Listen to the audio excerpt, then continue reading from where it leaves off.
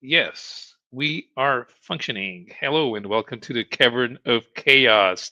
And right now it's just me and Wilson. I invited a friend of mine to come over, but he's having mic trouble. Jared is letting down potential artists easily.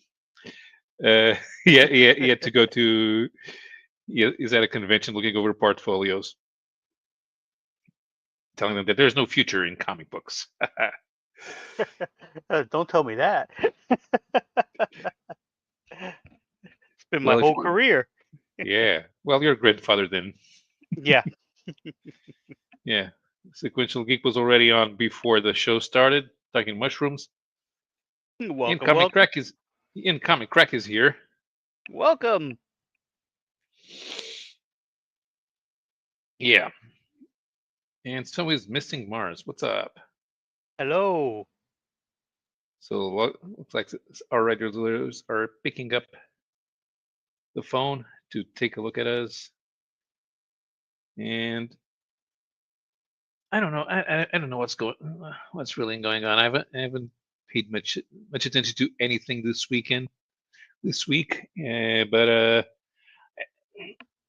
I went and got out some of the books that I may be interested in selling, like this one. Remember Oh the yeah. by, by Chuck Dixon and Leonardo Manco. And Leonardo Yeah. Manco was yeah. So Leonardo Manco had some very interesting art style, but he never made it. Let me just make myself big.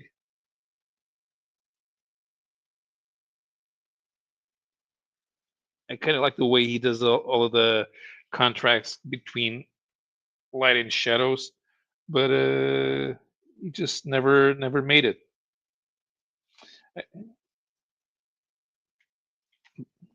But this one, oh, this no, but this is inked by Klaus Jensen, so it doesn't look like Leonardo. Manco. Yeah,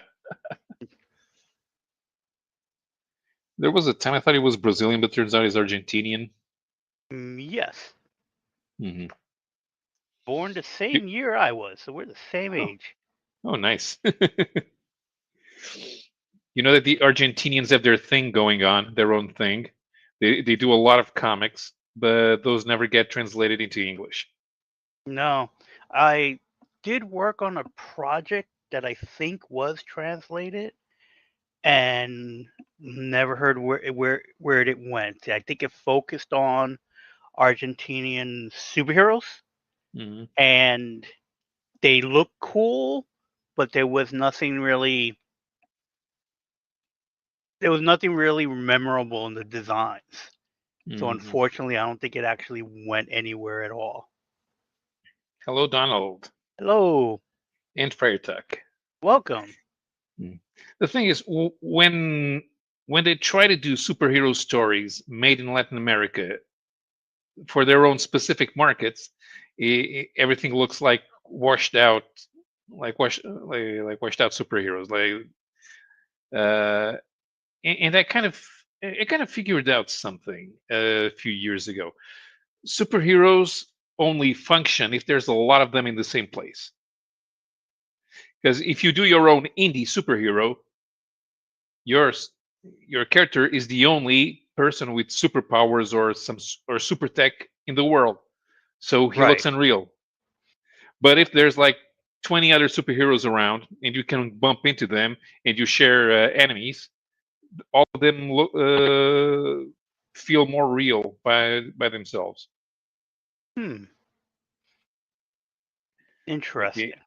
I don't think yeah, I've like ever looked at it that way, but yeah the I don't think Marvel's fun. mhm. Marvel's fun because the Avengers are there, Fantastic Four is there, and Spider Man's there, and the X Men, and you can have the magical stuff with Doctor Strange, and you can and all of a sudden you can have aliens because they all bounce off of each other. So they strengthen the whole universe just by being there. That's how it works. But did it work that way when they started? Because no one knew who they were, Right. and they were limited on how many books that they could publish a month. Hmm. So where they when we're like if we take out before Fantastic Four #1, Hmm. because that starts off the Marvel age, as we say. They're not known for anything at that point because they Hmm. are a new company, although that they had 5, 10 years beforehand with the 50 stuff, but no one knows that they're timely. So, or Atlas. So their name is now Marvel and they show up as Marvel. I don't recall the number of books they're putting out. No, was it no more than 2 or 3 issues because they were also limited by distribution of DC National going, hey, you can't print more than 7 books at a time or something like that. Because I might be mixing up my histories on what's going with them. So how did they become as popular if there's not a group of them yet? So we know Fantastic Four only exist. When is the next book while Fantastic Four is being published? Right. Yeah. So you started Fantastic Four, and it doesn't really look like superheroes at the beginning. But in Right. a couple, by the time about 6 months after the Fantastic Four gained their costumes, you get Thor, Hulk, Spider Man, and Ant Man all in the space of a couple of months. Okay. So all of a sudden, you have about five different features that they all look super, and they have a permanent character. They have most important, they have the drama. So now you have the drama. If they meet, that's part of the drama. Okay, so as Diogo's here, say something. No, No, you still man. can't hear him. Uh, He you might sounds have to very use, low. yeah, because you're supposed to be able to fix the sound in the settings. So audio. So there is something's picking him up. Yeah. So if you go to the settings in audio, at the bottom there's mic volume. Okay, settings on the left. Audio is the audio below camera, and you press audio, and then at the bottom you have mic volume.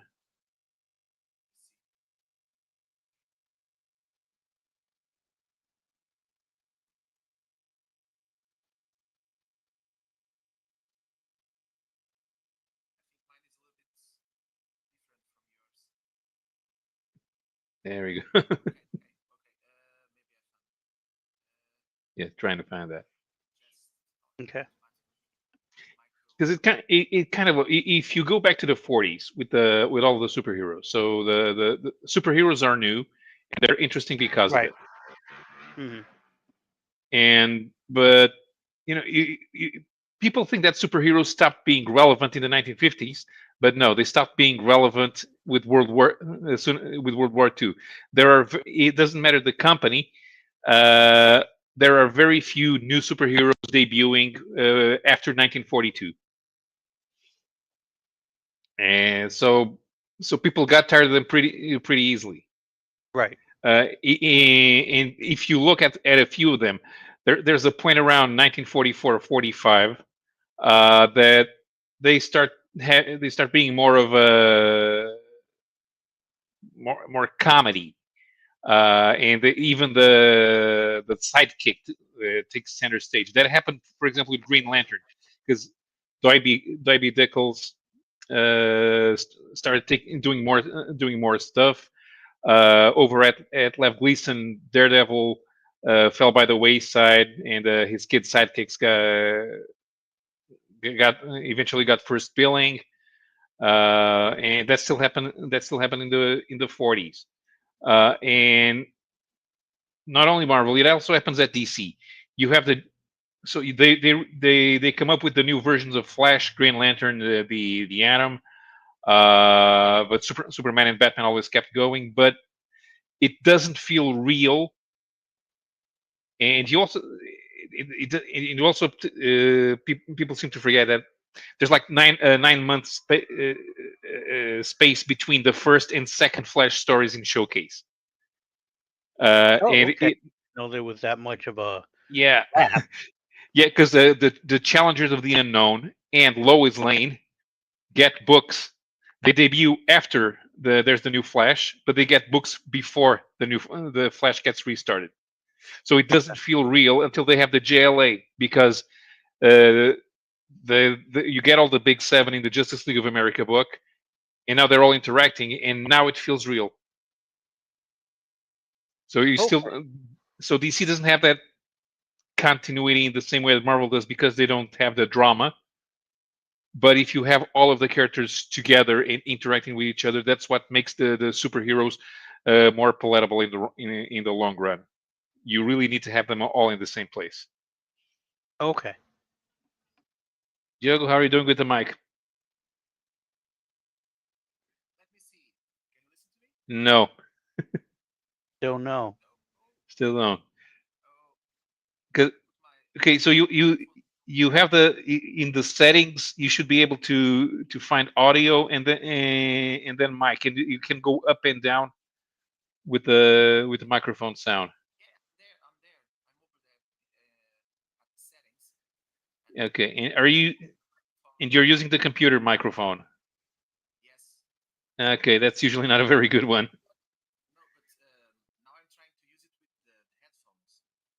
Right.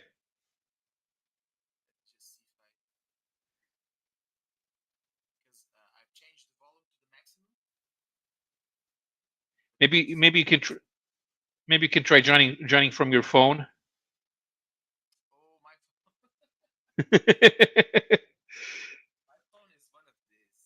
Oh. Oh. Damn.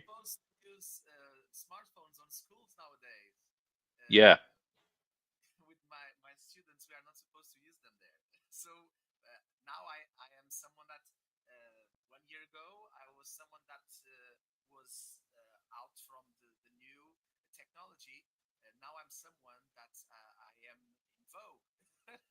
Hmm.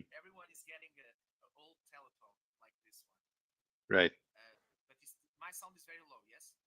Yeah. It's very very hard to hear, and I think people watching the stream can't hear you at all.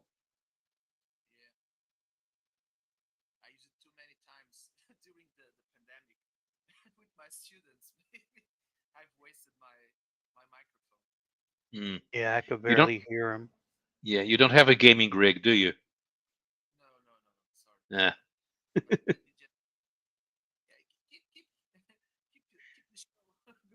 Yeah. Okay. It's gonna try and make it. It's gonna try and make it work. All right.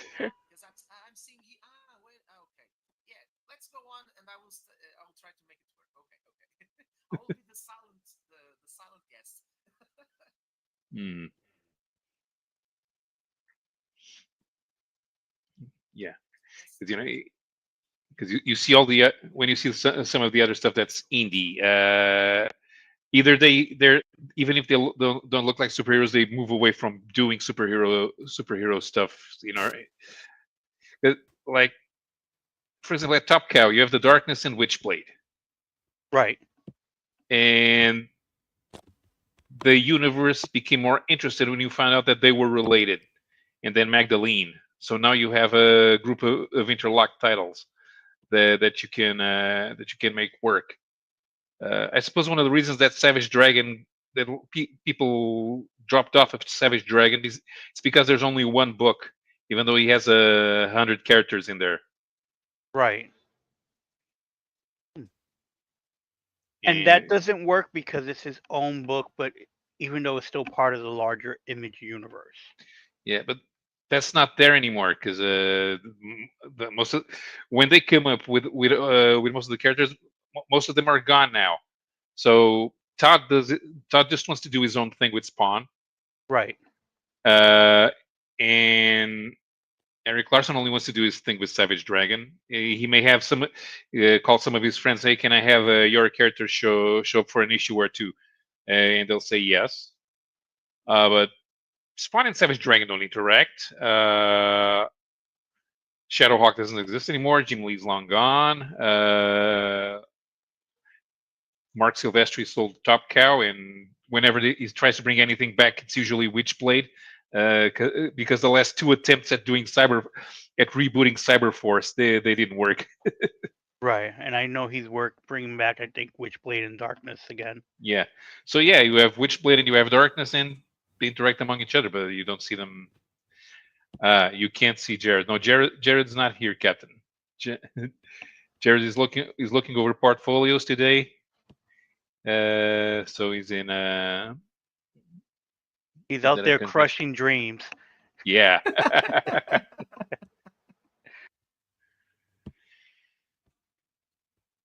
And even if you go back to the 80s, like I guess some of the reason, if you wanted to read Nexus or I don't know, Saber. Oh, I think we can hear you now. Say something.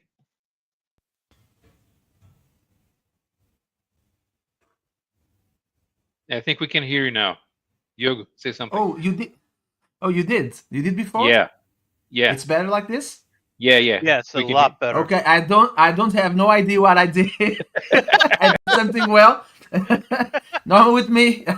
I'm playing old Dr. Alan Grant. I touch in computers and they go bad or go well. Okay. I will still be the silent guest. I will try not to be very badly.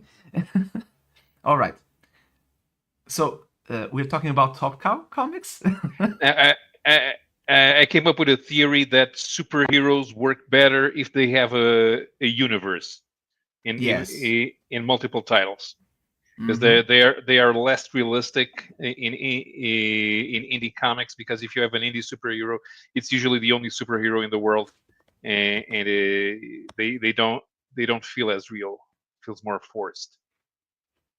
Yeah, I agree. When I was making comics with my old friends, at first we created our own superheroes, and one day we said, why not get them together and do a mega event? And suddenly it became more of a better experience to read the comics we did, because we were all working alone in our houses at very young age, and then we start using the characters from each other, and the stories became even more attractive for us. So I believe that it is something that the publishers in America know, that it will sell, it will make readers more interest in the characters, because suddenly you have bigger a bigger universe to tell the stories, right? Hello, SG, what's up? Super Costa. Yeah. Yeah, even when you have stuff like Nexus, and Nexus looks like a superhero but isn't a superhero. Now the universe that Nexus inhabits is pretty interesting, but they're all part of his supporting cast. So it's not like you have a lot of you don't have spin-offs. And even at Eclipse, they weren't really doing superheroes in the same way. They had Miracle Man, but it was the same thing. Miracle Man was Miracle Man, right? So they don't bounce off of each other, and the main reason why you end up following those books is you picking up those books is because you're trying to get away from corporate comics, but you still want to read something that feels familiar.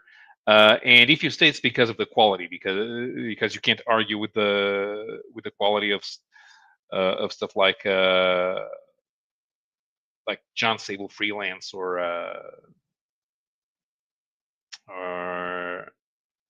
even Nexus. I became quite a good fan of Nexus. Even Mike Allred tried to do some other stuff within the break out of the confines of the regular Madman comics. He had the Atomics, Right. but then again, Allred has that style of his that's not completely appreciated by a general audience. Do you We're think still, so? Mike Allred? It's not. yeah. No, Mike Allred. I, Mike Allred is not mainstream enough. You guys not remember when? mainstream. Yeah, you guys remember when he did X Force and Yeah, he turned it yeah. and he turned into Hmm. Ecstatics. Yes. But in a way, it is more appealing for people who don't read comics normally. I believe that because his style, it's normally I compare him with Jamie Hewlett, the guy who Hmm. created the Gorillas. Is kind of the same style, and it is appealing to use in other genres and in another medium, like in music. When he did that music record coming along with the comic, I think that is appealing for. Yeah, it's not mainstream comics, but still he has a very appealing style. Hmm. As you said, Steve Root is very active on YouTube. Yeah, yeah. Steve Root is still doing new Nexus stories every once in a while. So I Yeah. think I know he has a channel that just on don't follow Yeah, it. I have one Yeah. over here.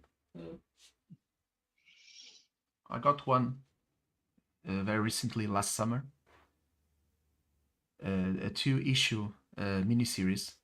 Hmm.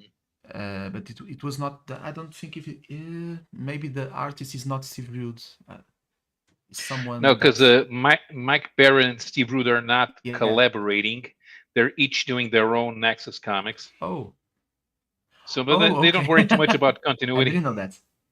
Yeah, Okay. Okay, I they, didn't know that. they're doing their own crowd funds. Yeah, so I got the Mike Barron one. Hmm, It was that one that I found.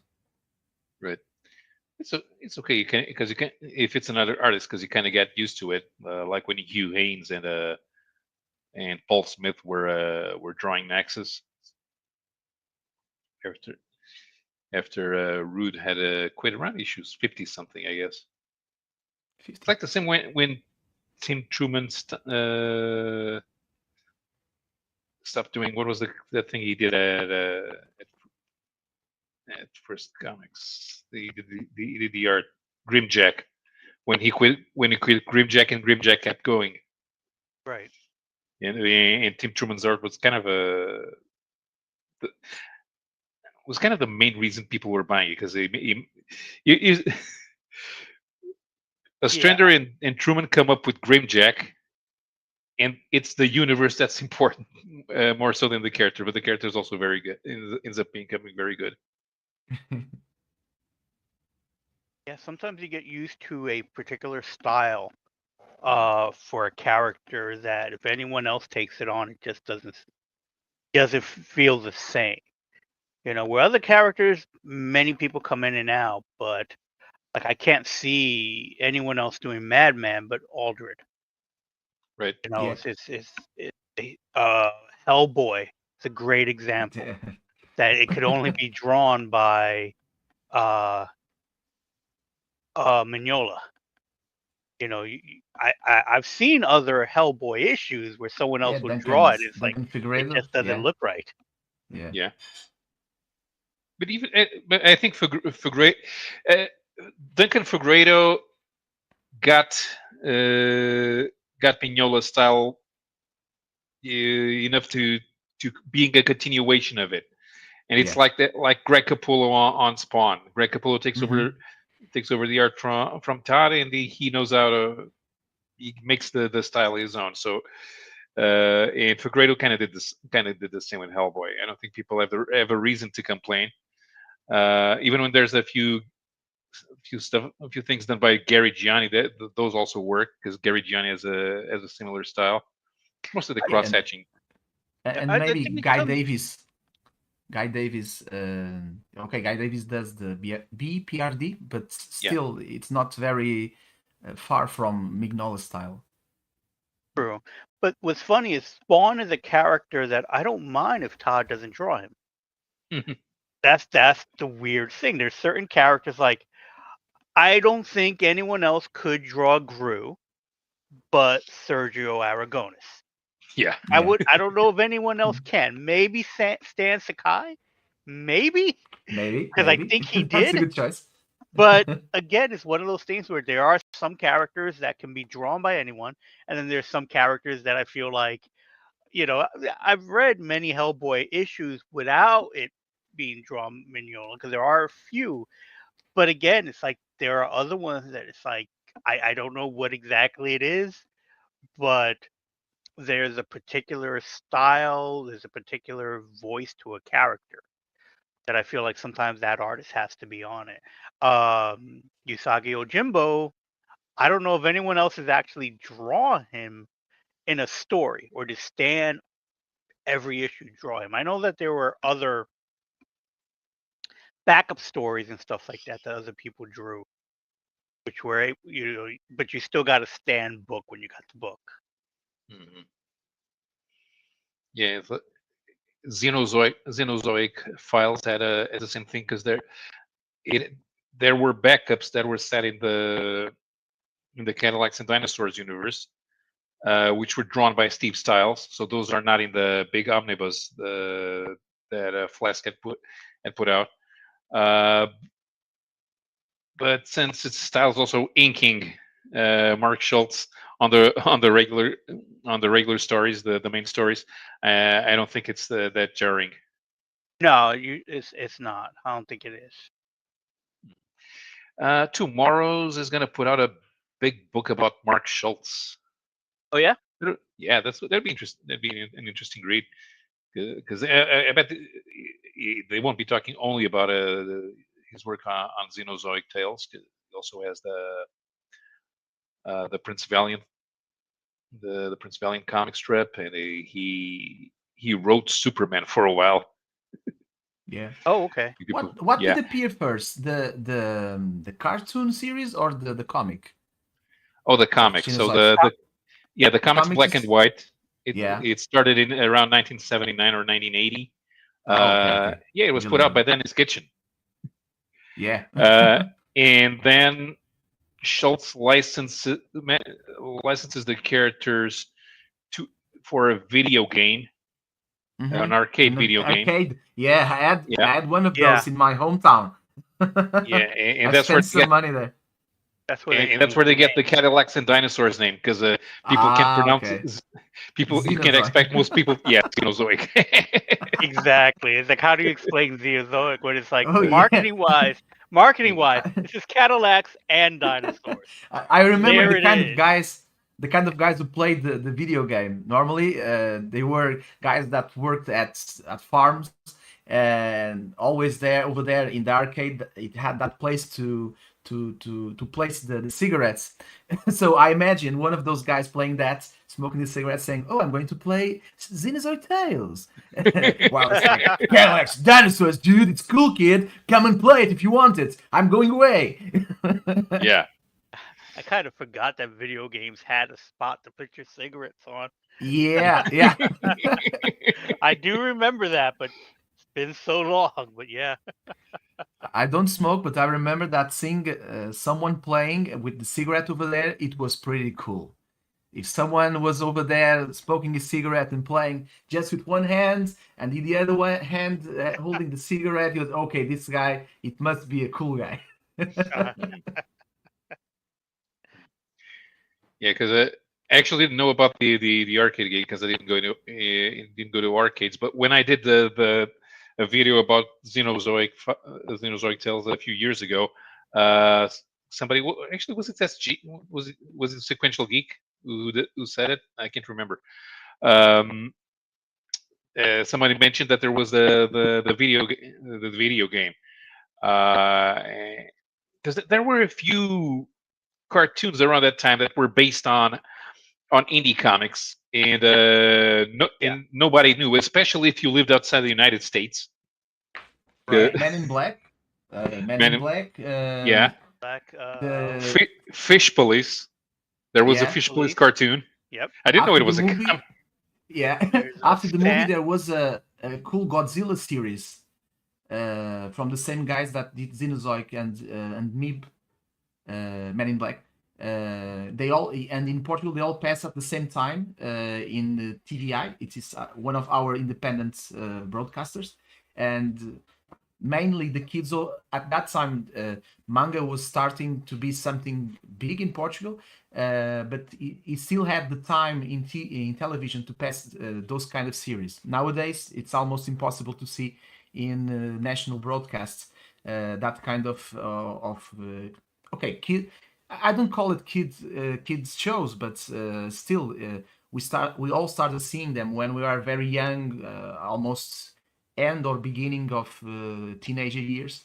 And nowadays I miss that. Sometimes I put on the national TV in Portugal is almost all the series are for very young kids, or yeah, the or the TV channels don't even care about having something for youngsters and for kids. yeah. Our mainstream channels they don't show cartoons anymore. Yeah, You have to have cable, and on cable, uh, man, they only have shows for 5-year-olds, and it's ridiculous. And not even the only one who could probably show off some adventure cartoons is Biggs, yeah. and But for even some though time, for some Yeah, nowadays it's just series for teenagers, like not soap operas, but yeah, Panda Bigs is one of them that for some yeah time it showed they some yeah kind of yeah different animation TV shows. But even though on the national broadcast, sometimes they buy some series that are a little bit different. They still okay, it's not very common, but they still have some very cool series. I remember when they bought the new version of She-Ra from mm, Netflix. They passed the 4 seasons, and yeah, it's a okay season. Okay, it's a okay TV show, and it's not for 5-year olders.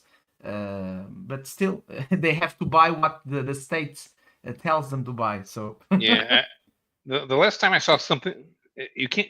The last time I saw something with the Transformers, they didn't really look like robots. It was like they were trying to do some adult. It looked like an Adult Swim parody, but made for 5-year-olds. yeah, the last Uh, one they are passing it's something like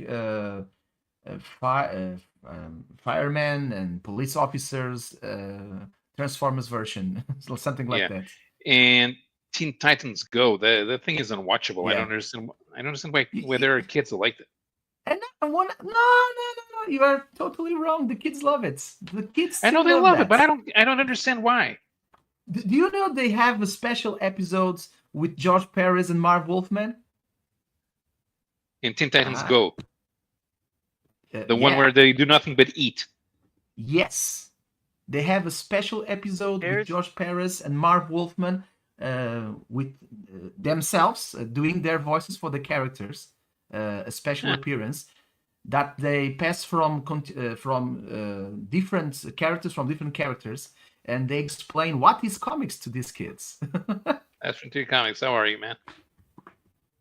You have to look for it, at least for that episode. At least for that Hmm. episode. Yeah. I don't. I It don't might know. change your yeah. view of the show. It was Teen Titans Go where they appeared. I do Yeah. remember that. And I believe Marv Wolfman appeared more than once in the series. Hmm. Marv also appeared in on the Flash series as well when they were doing their own Crisis on Infinite Earth, Oh, and the they the had the most recent one, yeah. yeah. So what they did is that the Crisis took place during all the CW, the Arrowverse events, and because even though you had Flash and Arrow were sharing the same universe, Supergirl wasn't, but they eventually brought it into it. Yeah. And then you have hmm Legends of Tomorrow.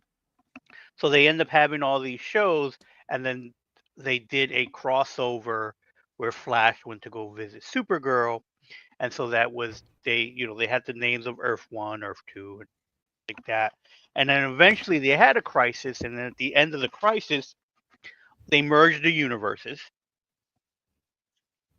which is kind of funny because it's like now they're all in the same universes. Right after that, they kind of stopped all the crossover events. So it's like like sub characters will cross over, and it's like, oh, this person is visiting, and he's like the third name of the list for Flash.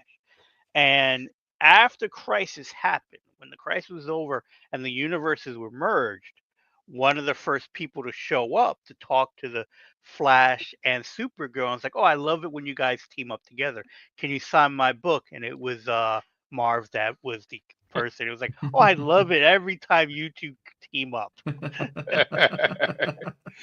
Yeah, That was smart. yeah. TV is a terrible medium for a shared universe. Yes, Yeah. Uh, because in the and it's because of the actors, because otherwise you have to keep paying the actors to show up everywhere. Yeah, I was talking to ChatGPT the other day about NCIS, and Oh. Mhm. it would make a lot of sense for director Vance to appear in all the shows, yes. because he can call them from Washington and tell them what to do. But because they'd have to pay the guy, they don't. TV is very funny on stuff like so. I watch a lot of Star Trek. I watched all the Star Trek shows. And when they develop new shows, like the development of Voyager, they put together a cast. And Tom Paris, that particular character, there was a character very similar to him that was in Next Generation. Hmm. Did something wrong. He was part of Red Squad, Alpha Squad, or whatever it was. He did something wrong, and he basically went to jail for it. Played by the same actor. But if they were to use that character in Voyager, they would have to pay the creator of that character, the writer who wrote Hmm. that Next Generation episode. So they would have to pay him for every time this character appeared in Voyager. And for them, it was just easier to just take the same actor, give him a different name. He was still in jail for something he did, and then not have to pay that price for that creation of a character, even though it's still owned by the same company, but Yeah, they would have to pay for that character. So residuals. it's wild of how they have that. Yeah, Captain Infinity doesn't even buy into the Tarantino shared universe. I I don't buy into the Tarantino shared universe either. I don't really feel the need to integrate Tarantino's movies. I don't see how you can integrate. But then again, I don't pay Oh. that much attention to all the goings on in the background. Yeah, so something like Yeah, but Tarantino, I don't watch enough of them, and his movies take place in so many different time periods that you could say, yeah, it's the same, but nothing really connects fully. Mhm. it has to do with Yeah. the props, right? Because there are some kinds of props he uses in his movies that are the same, like the red apple cigarettes. They appear with one, at least with one character in every one of his movies. And now they are doing a series about one of the characters from Once a Time in Hollywood, and I believe that will explain some kind of that shared universe in Tarantino movies. But Mm. it is all about the props. The props, the suitcase with something inside. There's always a suitcase. There is in every movie of Tarantino. So he kind of put something. Okay, they like Wilson was saying, different time periods, but there is that specific object that it is in all of the movies. Right. Because I think the in Pulp Fiction, you have a sword that was supposed to be in Kill Bill, Yes. stuff like that, where it's like here's where it's loosely based on things where it's like, yeah, to me that's more of an Easter egg than actually saying this is a Yeah. shared Yeah. universe. Mm. And again, it's like it's just easier for something like Kevin Smith's View Askew universe is all kind of together because he actually has characters that cross over, Yeah. such as That. Jay and Silent Bob, and that's easier because he is Silent Bob, so that makes it, a little more simple to do that kind of a crossover. And even the Ben Affleck characters, Yeah, he does two sometimes different. He does two different characters, but they all appear in all the Kevin Smith movies. yes, The older McNeil, I believe. yes. And you even have some characters that are related to each other and it's played by the same actor. Yeah, Yeah, like one of the characters is supposed to be a cousin of another character, that's and true. it's the That's true. same actor. Yeah, I would say, why is like the same? No, it's just a cousin, just a relative. Mm. That's why it's so similar. The guy who can going back to Star Trek, the guy who can do the most with the universe is Peter David, because he managed to integrate the characters from the cartoon show, Yes. Rex and Moretz, in the New Frontier series. Yep. The first officer is Shelby, It's Shelby. who was played by Brian Dennehy's daughter in the TV show. Also, the girl who played Wesley's girlfriend in an episode of TNG. She's a junior grade lieutenant in the book series. Turns out she is the daughter of number one from the original from the original series pilot, because she's immortal. Oh, okay. So she's Una's daughter. Yeah. Okay. Uh, That makes the difference. Having yeah, someone writing a TV show that is also a comic book writer. Yeah, but so yeah, he could, and you can get away with that in novels because it's not the same type of contracts and stuff like that. So he was mhm, Yeah. able to bring in characters from different places in the novels and bring them in. right.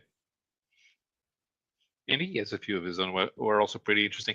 Now, my favorite book is the one where he brings in the guys who are related to the Apollo character from the first series. Turns out there's a bunch of gods just like Apollo, and they all show up, and they're all equally as annoying as Apollo. And they all kind of play different gods, and they all went to Earth, and they play different gods in different pantheons. Because the guy who is Loki in that story says he prefers to be called Anubis. Right.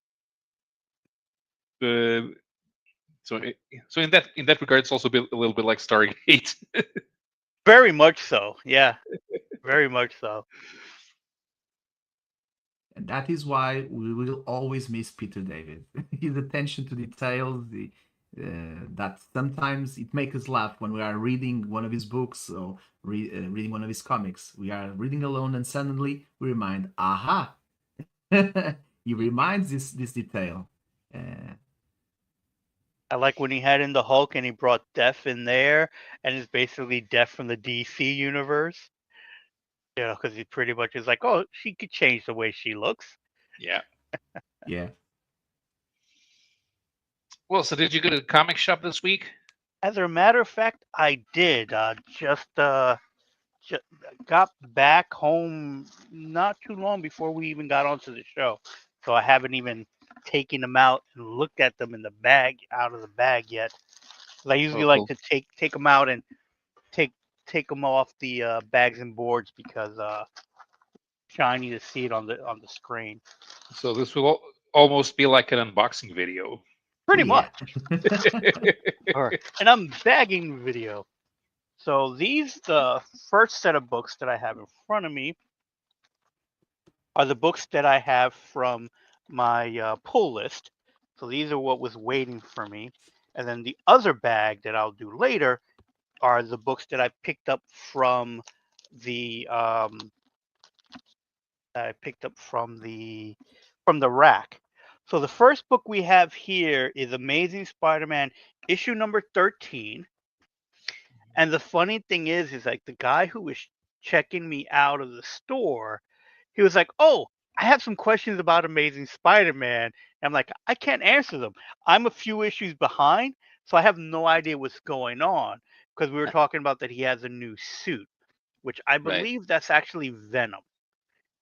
So Spider-Man is having a space adventure, and I think the new suit is a Venom symbiote suit, but or it's the original symbiote suit. So he's teaming up with the suit to have a space adventure. So we have some of the Guardian characters on there with Yep. Rocket Raccoon, Oh, okay. but I do not know the When in story doubt, get the itself and what's Guardians. going on. Funny thing about this too is that I remember one of the editors at Marvel.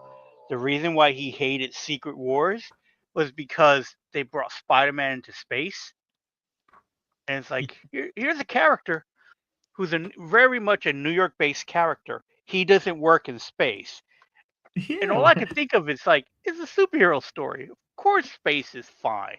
He's a super genius. Why wouldn't he want to be in space? But unfortunately I couldn't speak to the comic book shop guy about Spider-Man because it's like I'm quite a few issues behind, so I'm not too sure what's going on. And then the next book that I picked up that was waiting for me was this new issue called Starship Godzilla. It was IDW, and that's Mecha Godzilla. That's Cool. there. I do not know who this character is. She is new, and I have no idea what this story is supposed to be about. So other than that, I do know that the main character they're focusing on is Mechagodzilla, and if I remember these particular designs, I think this is the Mechagodzilla that was built on top of the bones of the original Godzilla. The first design with him on it. I think that's the Mechagodzilla that they're focusing on.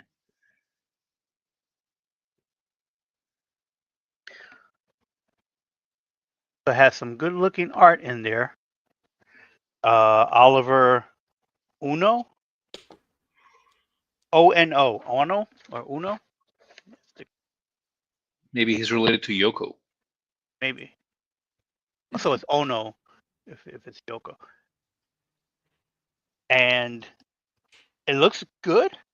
It does have a manga Japanese feel to it.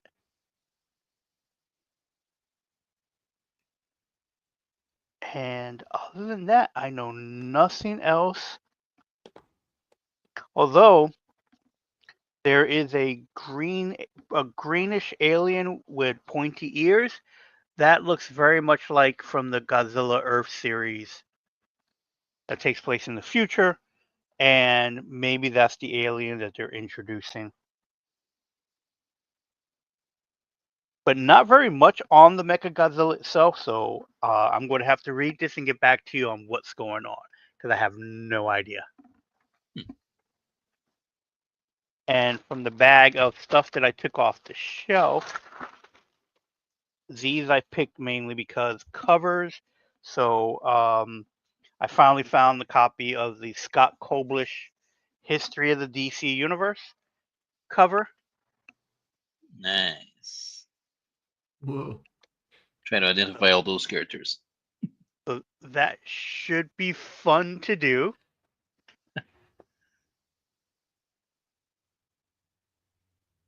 Even got Ambush Bug in there. Oh yeah, I mean it's pretty much everybody in the '80s. So this is Hmm. where I started collecting. So I should know most of all of them. No, there's one of the milestone characters there. I thought I did see Yeah, Static maybe. Shock in there. I think yeah. Well, I think one Yeah, was Oh I think yeah, so. hardware. hardware. There's Yeah, Hardware's in there too. yeah. yeah. There it is. So it's more than the 80s. But this doesn't say anything on the cover exactly what I just era imagine the is amount of going to. work.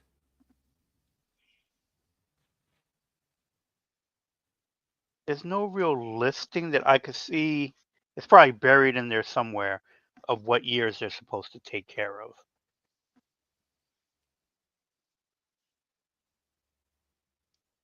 Because it's also called the new history of the DC universe. So there were things changed on the inside. But yeah, Mhm. so there's a whole lot of characters on there, old and new, or they're technically all old at this point. But sometimes when I see a character that was created after I started reading, they're still new to me. Yeah. I feel the same with the 90s characters. Uh, so I doubled up on the Spider-Man book because the book that I got was what was waiting for me, but on the stands was this alternate cover, and I got it just for the silliness of the fact that it's the Muppets. Oh, the Muppets. Yeah. Yeah. I remember that cover. Yeah. So for those at home who may not know, this is a John Buscema cover, I believe. That was Thor versus the Silver Surfer. Yeah. So now we have Thor, which is Kermit, which is kind of funny because at one point Thor did get turned into a frog. And then we have Gonzo as the surfer. And because it is the 70th anniversary of the Muppets are appearing on Marvel covers. And I think there may be like 12 covers altogether. I don't think there's anything in here that indicates it. I always thought the Muppets was Warner Brothers, so Disney bought them, right? Yeah. Disney had Yeah, bought them. Disney has yeah. bought them, I think, twice. Twice. Yeah, They really they were. like them. I think they were bought. They were sold to a German company, and then it didn't do well, and then it was bought back by the Henson company, and then I think Disney bought it for them or something like that. I am not too Yeah. But sure. man, 70 years already? Oh, come on. 70 years. Yo, Yep. there. I remember seeing them when I was a little kid, like 2 years old. It was one of my first memories as a Hmm. young kids watching TV, The Muppet Show, and now it's 70 already. Yep. The Muppet years. I don't know if they're counting the Well, they're counting the Muppet Show, but I don't know exactly where the date is coming from because Sesame Because Street is 50 years old, Hmm. and the Muppets do predate Sesame Street because he was doing variety shows and commercials with the Muppet characters. So I don't know exactly where the 70 starts for them historically. If they're because counting those commercials. even the Muppet Show starts what 68. Uh, I think 68 or 69. Yeah, Yeah, so I am not positive. maybe the Jim Henson creation, right? yeah. So Jim Henson comes up with the Muppet Show, and then he gets hired by the Children's TV Workshop to create Sesame Street. I can't remember whose idea it was to have human characters interact with the puppets. Yeah, that I do not know. That I have to go into more of a deep dive with. Yeah. Hmm. Yeah, not a Muppets expert. No, I know a generic history, and I've seen like his commercials for the coffee commercials, and the Muppet that would eventually morph into Kermit because he's not Kermit yet. He is called Kermit, but he's not a frog yet. So he's Mhm. just Kermit, a Muppet. That's a very mean Muppet selling coffee. You can find these videos on YouTube. They're quite entertaining. And I think they were for Folgers coffee. And I forgot. so he was using it. He was using the characters in commercials and stuff like that. and then he started to develop a show. Because I have to admit, I don't know the names of all of the other band members besides Animal. Okay, so you Uh, have Janice, Okay, which is the only female. You have right. Dr. mhm. Chief, which is the guy that plays the piano. He's kind of like the headliner. Hmm. You have He's based on Dr. John, right? The musician. they're all based on kind of other people. Like you do have a Sergeant Pepper, Mm, Yeah. Floyd Pepper. So Floyd is the one with the big mustache. yeah. Then you have Zoots, which I think is the saxophone player. And there's at least one more whose name is escaping me at the So moment. so Janis must be based on Janis Joplin. I'm guessing so. Yeah. That they're all kind of based on someone Mm, all together. yeah. And then I don't know the names of the other pigs. The other Oh Uh yeah, because there was another yeah, pig besides there Miss Piggy. right. So there's from the pigs in space Yeah, Missing portion. Mars Missing Marsh confirms is Dr. Teeth is Dr. John. I only found out about Dr. John like 20 years ago. I didn't know. I saw. I was abroad, and I go up from the hotel bar to my room, and I turn on a TV, and they're showing on TV a Dr. John concert, and wow, this stuff is good. How come I've never heard of this guy before?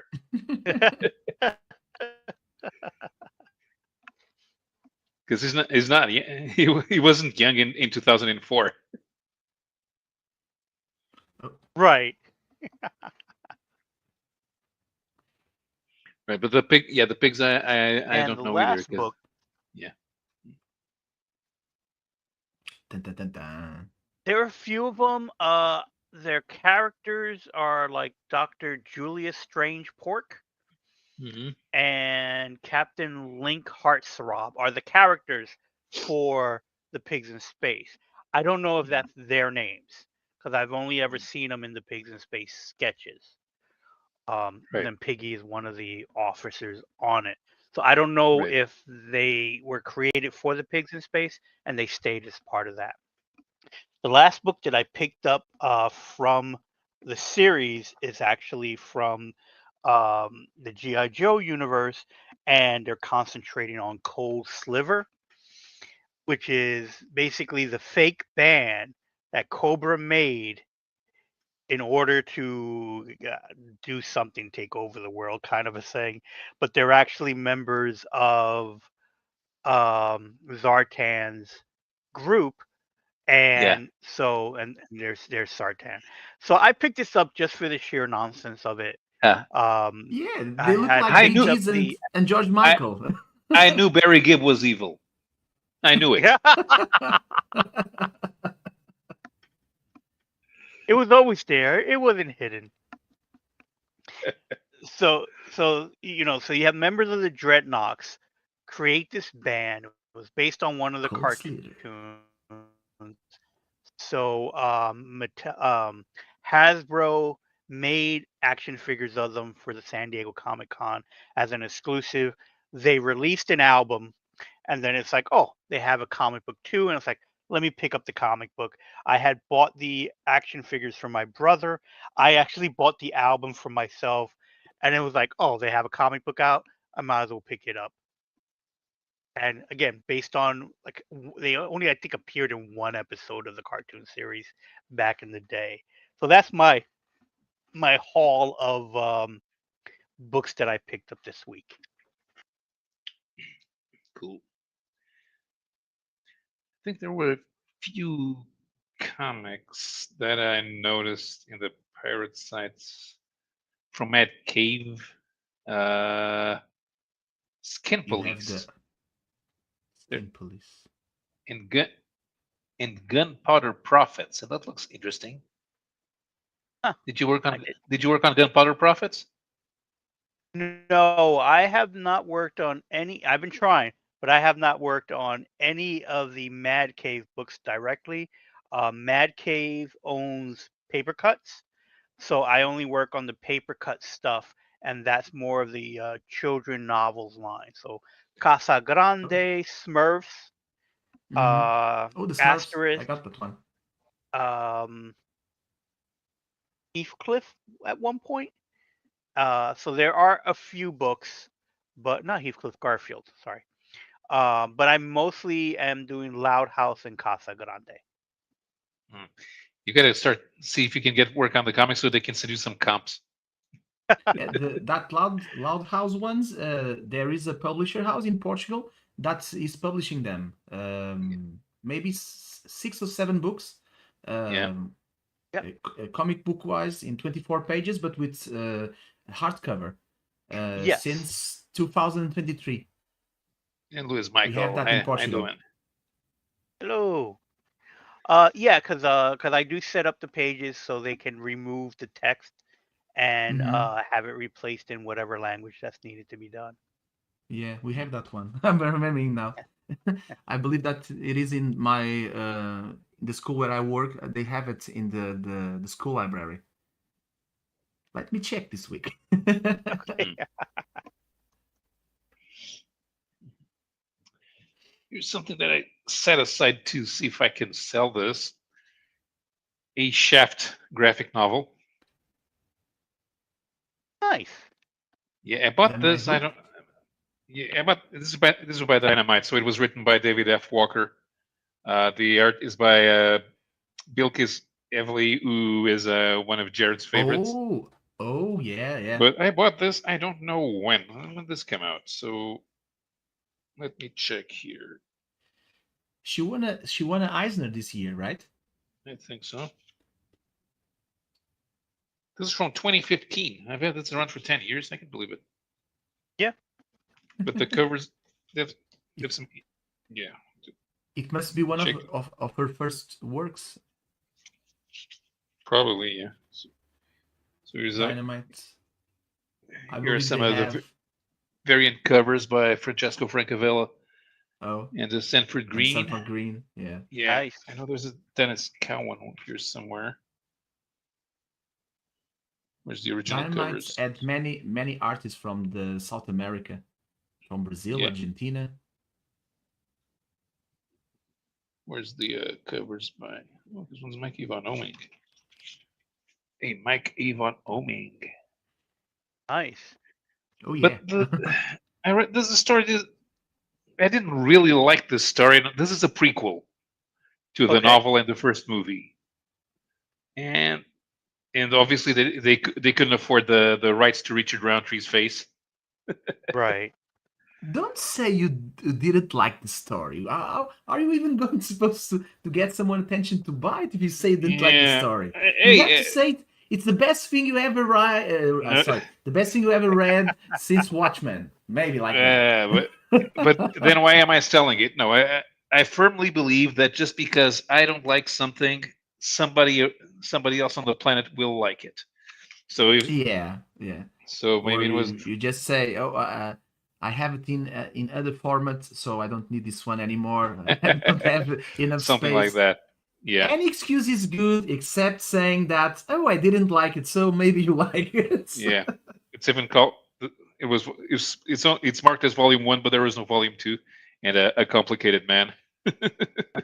Oh, see? There you go. Well, speaking of Shaft, since I have it on the desk here, here's the Todd McFarlane, Samuel Jackson Shaft Oh. figure. Mhm. See if it'll focus on. Whoops. See if it'll focus on him. One day, if you want, you can turn it into Nick Fury. No, I have Nick Fury as an action figure already. Ah, So, yes. just need a So, patch. so there's Shaft. Yeah. So I have a complete silly idea with some action figures from Samuel Jackson. I think he is the only person that is not the only person, but he has the most action figures based on his characters. Not Yeah, including Mace like, Windu Mark from Star like Wars. so you have Mace Windu, you have Shaft, you have Doctor the character he plays in Jurassic Park. I forget his Oh, name. Doctor they have a toy Shepard? from that character. Huh? Did they They have a have toy from that character in Jurassic they have Park? an Oh, action cool. figure for Jurassic Park. He also comes with a removable arm. Ah, Uh, yes, yes. Yeah. um, you also have the Pulp Fiction character. There are action figures of him there. Yeah. Um, the superhero he plays in The Impossibles, not The Impossibles, Incredible. The Yeah. Incredibles, Sub-Zero?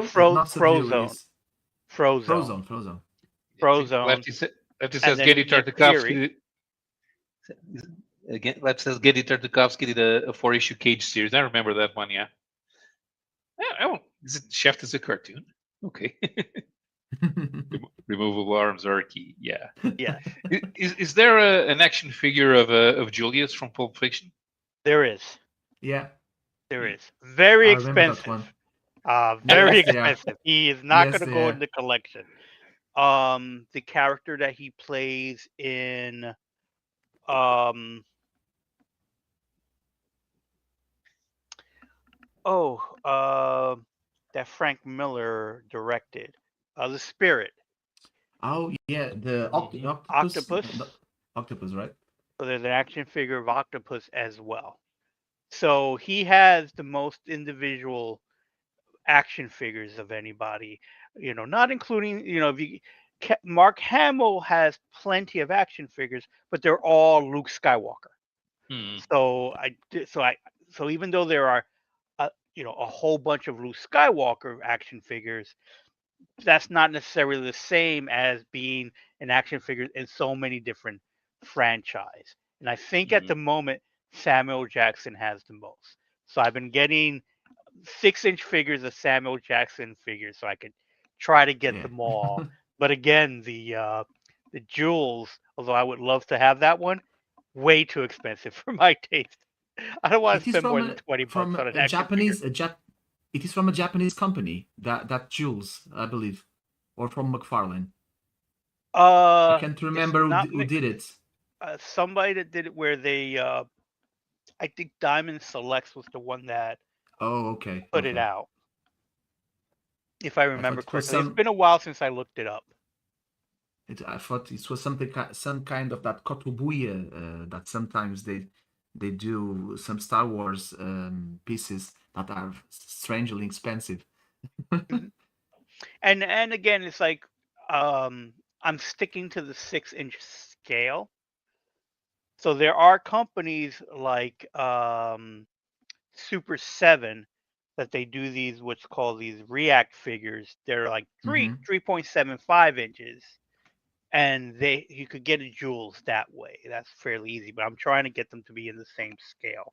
Since I already had owned a few of the Samuel Jackson figures from other things, it was like because I have a Mace Windu, I have a couple of Nick Furies, so I wanted to try to get them all into the same scale, and just all because it's like Samuel Jackson happens to have so many figures made of him, which I think is pretty neat. Let me just enter SG here. So it's not the pacing. That's although it kind of helps because this doesn't flow like the movie. But what's worse is that there's not enough shadows. So so this this is not properly inked like an action comic like an action comics should. So it's very dependent on the coloring to be three Yeah, dimensional. it's too colorful. Yeah, I agree Yeah, with you. Yeah, something like that Sometimes, should be more of a period piece in the sense of it should feel like a yeah, noir book practically. a little bit more of pastel tone colors. yeah, yeah. Yeah. So and of course I could use some Isaac Hayes in the Yep. background, but I don't. This doesn't make me listen to Isaac Hayes in my mind.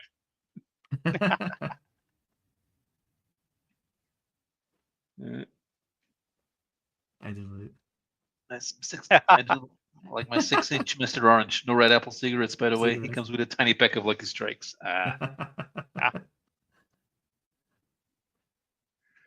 Is it slow? Uh, I don't think. Yeah, I don't think the pacing is really the problem. The action is not very the action is not very the action is slow, not the pacing of the story. It doesn't look like action. Uh, yeah, if this had been drawn like something that was made in the 70s, where an artist would know how to use speed lines to get the motion across, and if they had gotten somebody like Bill Sienkiewicz to ink it, or this would have become more grounded in the reality of New York in the 1960s, and it just doesn't feel like it. I That think is probably the kind of looks like it was made for the. It's like they're trying to do a modern chef, and a prequel to a modern chef, and this would be set more in the 80s and 90s. That's what it feels like. So is it it doesn't from even look the gritty or New York gritty from the 70s. Yeah, no, it doesn't look greedy Yeah. at all. No, that's the thing. is it from the time they did the new movie version of Shaft? Maybe. No. No, it was a few years after that, Oh, after that. Okay. So and before they did the second one with Samuel L. Jackson, because we had to they wait a have while for two. that. Yeah, Oh, Yeah. okay, they have two. I only remember the first one. the person who made it never used the payphone. Exactly. Yeah. That's the what's a payphone? Yeah, Why do you have exactly. It's like, what are all those cabins with phones in littering the street? Yeah, yesterday I passed in a home, not it's not my hometown, but it's my daughter's mother hometown, that they have over there painting factory, paint factory, and in the front of the paint factory they have English phone booths, and I passed over there with my daughter. She's 10, almost 11, and I said, "Oh, look how cool! An old phone booth from London." And she said, "What is that? what does it what does it do?" And it has the door, right? And she said, "We entered inside, and we do what?" Because no, because normally we see these phone booths nowadays used as little libraries in gardens. So she's used to that, just to go there and pick and trade books, but not getting there and seeing a phone. So we got there, we saw the phone. She said, "Why is the phone in the middle of nowhere?" And in the front of a factory. Yeah, For them, it's okay. We take the phone everywhere, so why is sticking here? right. remember They for a just short time that they were talking about bringing back phone booths in New York for the purpose of people to go into it and use it while they're talking on their phone, so they're not running into people in Yeah. the street Hmm. or bothering other people because they're making so much noise on the phones. But That would be good nothing for ever me. nothing ever came from it. yeah. Bilkis is 35 years old, so she made this when she was 25. Yeah, she It is kind the yeah beginning she of her yeah she career. Yeah. so but by the time she was a teenager, at least her dad had had a cell phone. Yeah.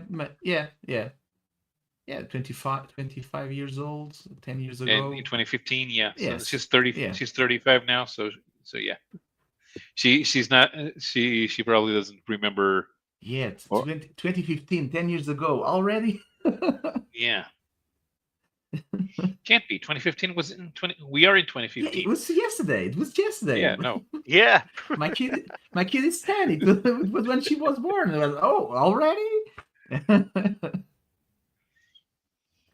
But that idea with the phone booths, yeah, I believe that in Portugal it might be a good idea, because we talk too loud, like all the other Mediterranean people, and sometimes even inside public transportation, people start talking with someone, and we have to listen for their conversations.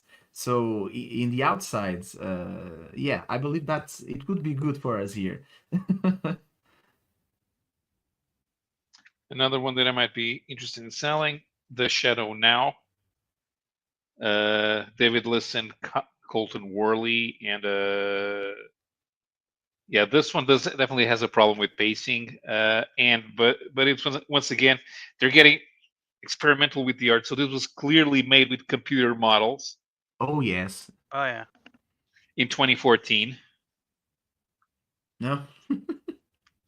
So, and yeah, if you don't know what you're doing, this just doesn't. This just doesn't click. You're trying to do even if it's set in the present day, when you're trying to do a comic with a shadow, you have to give it. Yeah, see, the cover is representative of what the comic should look like, but doesn't. Yeah. Yes. That would be that would be interesting if the cover, if the style of the cover was the same inside, right? Right. But they decided to make it inventive and something new in this 2014. Mm-hmm. It reminds me of that Portuguese artist, uh, the one who did the Saramago book adaptation. When his style of painting is just like that. Mm-hmm. And we know is pencils, and I always say his pencils are cool, are great, but when he paints it himself using that modern techniques, sorry, he just blew us up.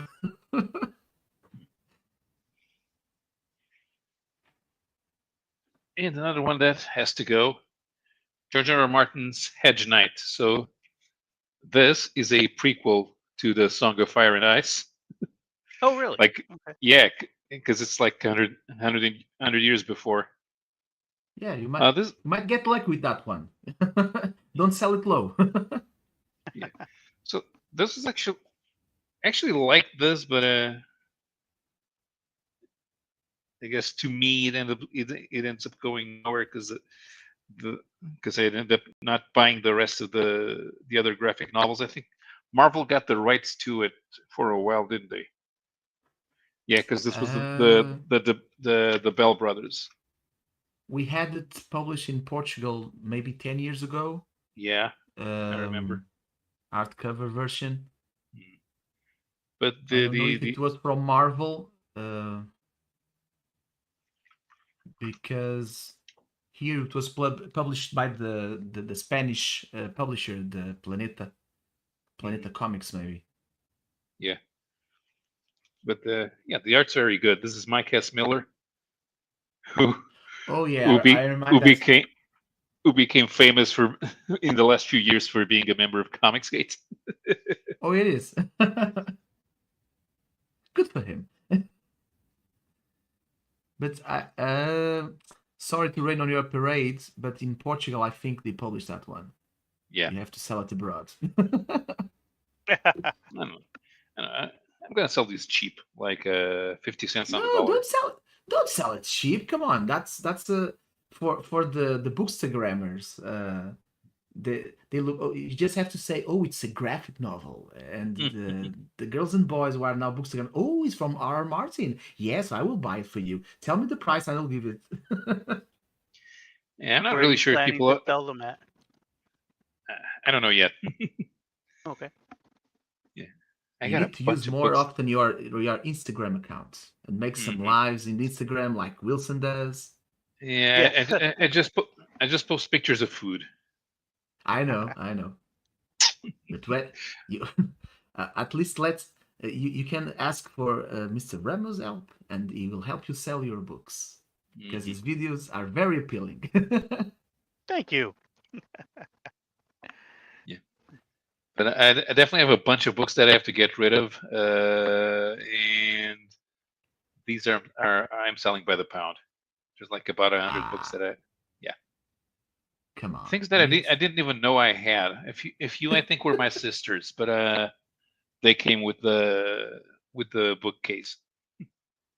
Actually, actually, this is ridiculous. I'm not sure if anybody's interested in this, but a Windows 3.1 manual. Hey, some of those Sometimes, things, sometimes those things. I have an yeah, Apple one that I'm planning to put on my eBay page soon. That I bought that I had from like one of my early computers. I have a manual, and it's like I don't have that computer anymore. I'm going to eventually put it up to see if it sells because yeah, you know those some of things that sometimes. old tech stuff people are interested in. Sometimes we see it on that kind of shows like the price of history, people getting there like with some okay video games. I know they are vintage and they sell for a lot, but even those kind of books and manuals, some people that are in the medium, they like to have those kind that kind of books that reminds an era, right? And maybe we'll have luck with that. Oh, F Yeah, this. you.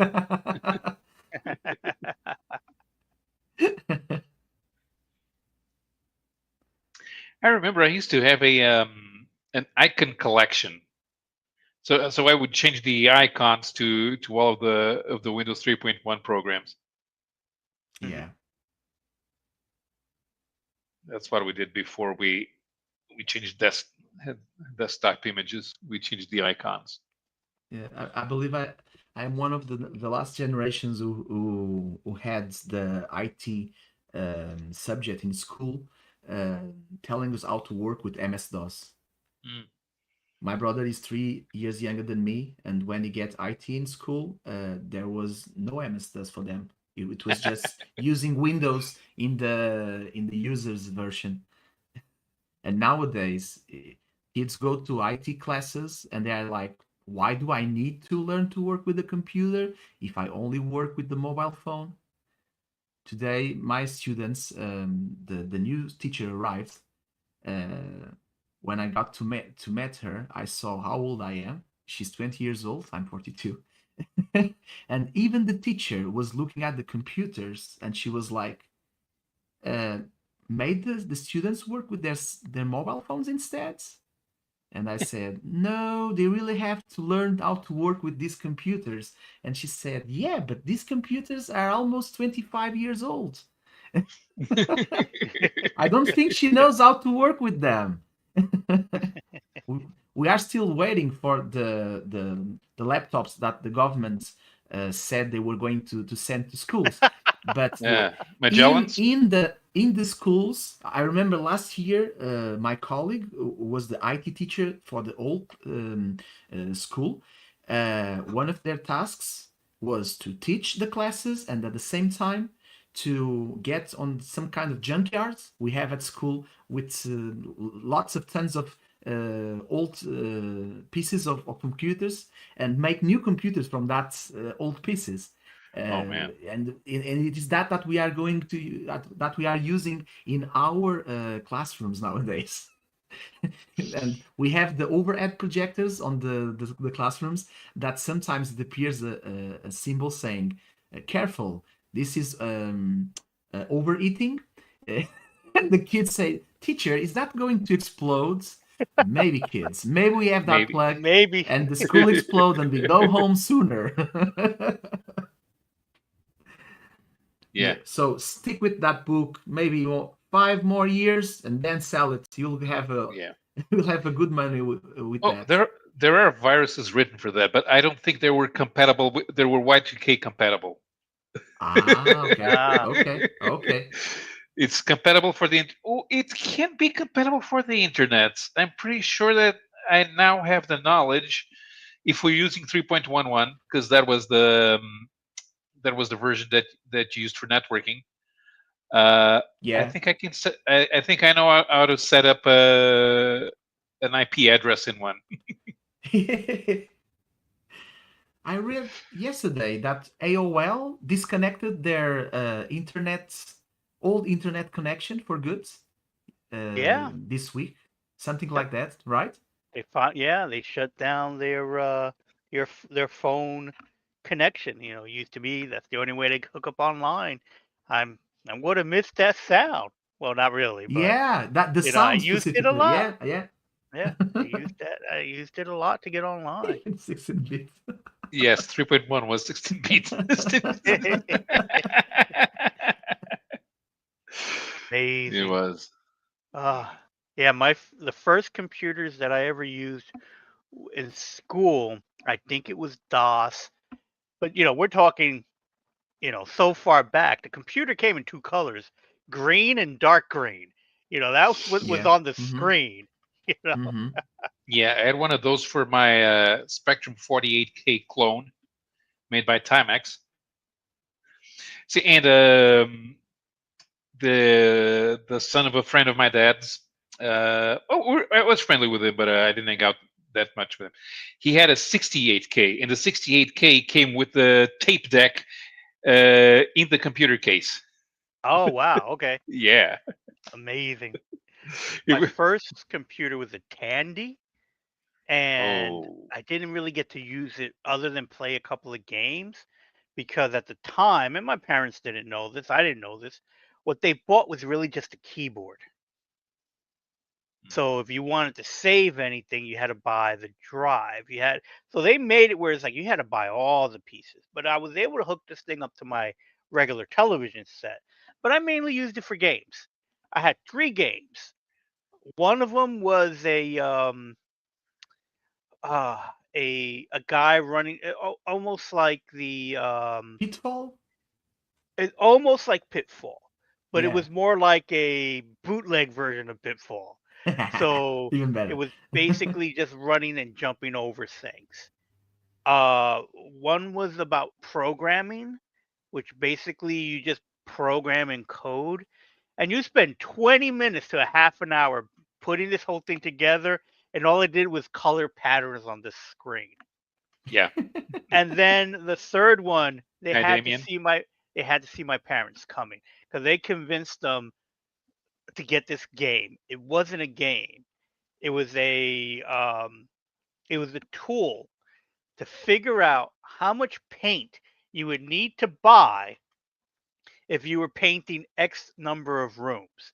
So you would put into the computer the width, length, and height of the room, and it would calculate how much paint you should buy by the gallon to make sure you completely paint this room. It Whoa. had to have some other things. I would have preferred golf as a video game compared to this thing Why because it go was when we just have like, that kind of program? So much more yeah, interesting. Yeah. it was Yeah. like And fascinating.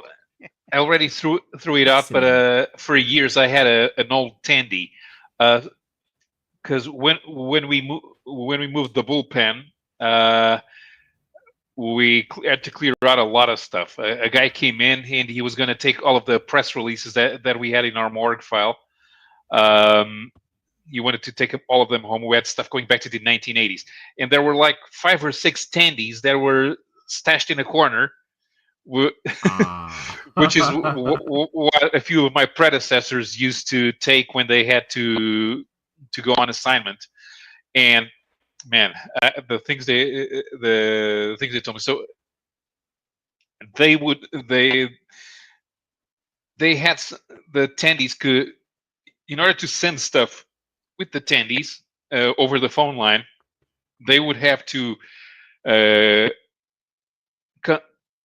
disassemble the phone line from the wall wherever they were. So they would be in an hotel room and sending the stuff over. They would go to they would disassemble the phone wires, hook up the wires to the Tandy, and send each text file character by at the speed of character by character. Oh, Oh, come on. That's some MacGyver work. yeah, Yeah, amazing. yeah. Oh. That But thing took forever. there are collectors out there who are like rebuilding some of these things. I Yeah, was watching a you YouTube channel about Coleco and someone building a Coleco system, and I found out that things like the original discs and the original booklets that came with the computers. You have some collectors who want that as well because they want, and they'll even collect the box that it yeah, the came in, boxes. Yeah. to Mhm. go, this is a now full complete, like almost rebuilding a factory store computer system, and those manuals and stuff like that, they sometimes sell pretty well. Yeah. You are, you are sitting on a gold mine, Mr. Paul Carson. Hmm. Yeah. And you should keep one of those standees. No, I already threw it out a couple of years ago. Oh, okay. I mean, You shouldn't do that. no, You yeah. shouldn't do that. That's all electronic waste. You could have sold it on eBay for $1. Yeah. Come I on. found my old Oki my old Oki printer, which Oh, was the what Okies. I use. Yeah, that thing was like 20 years old. It doesn't even connect to a modern computer because it required driver installation from the Yes. from a With the floppy CD. disk. A Not CD, floppy. on floppy disk. A Yeah, floppy disk. yeah. Maybe you can find a floppy drive disk. No, uh, I was going through a bunch of drawers, and I found a lot of my old floppies, and I was going, oh, there's basketball. Uh, those things those things were in the yeah, they were in a oh, DD. here they are. Here they are. Yeah, but those things were Yeah, in a we DD always. floppy. That thing was only one mega. Uh-huh. Yes. Jesus. The la- the last floppy disk I recorded, it was with the Pokemon game from Game Boy, Hmm. from my brother and to my cousin, and then my brother sold it to almost all the school here in Pinhal Novo because it was just he bought the boxes with the floppy disks, and then it was just making copies, making copies, making copies. Yep. Sorry, Nintendo, he was a little kid. Yeah. No, but it was pretty easy. I mean, that's how we all got computer games in the 90s. Yeah. Nobody bought computer games. Somebody must have bought Yes. them. We have no idea who, but I we still didn't buy remember them. even when we started having the computer games with the cracks. Yeah. The crack was always in a floppy disk, never inside the computer. Yeah. We had to put the floppy to make it run. I believe the last one I played like that, it was the Grand Theft Auto 3, Mhm. maybe. It might be the last game I played. Yeah, I In, didn't in, play. in computer magazines, they would publish crack lists. Yes. That was amazing. That was amazing. Amazing. So even the industry wanted you to pirate. Yeah, we are in Portugal. We don't have that.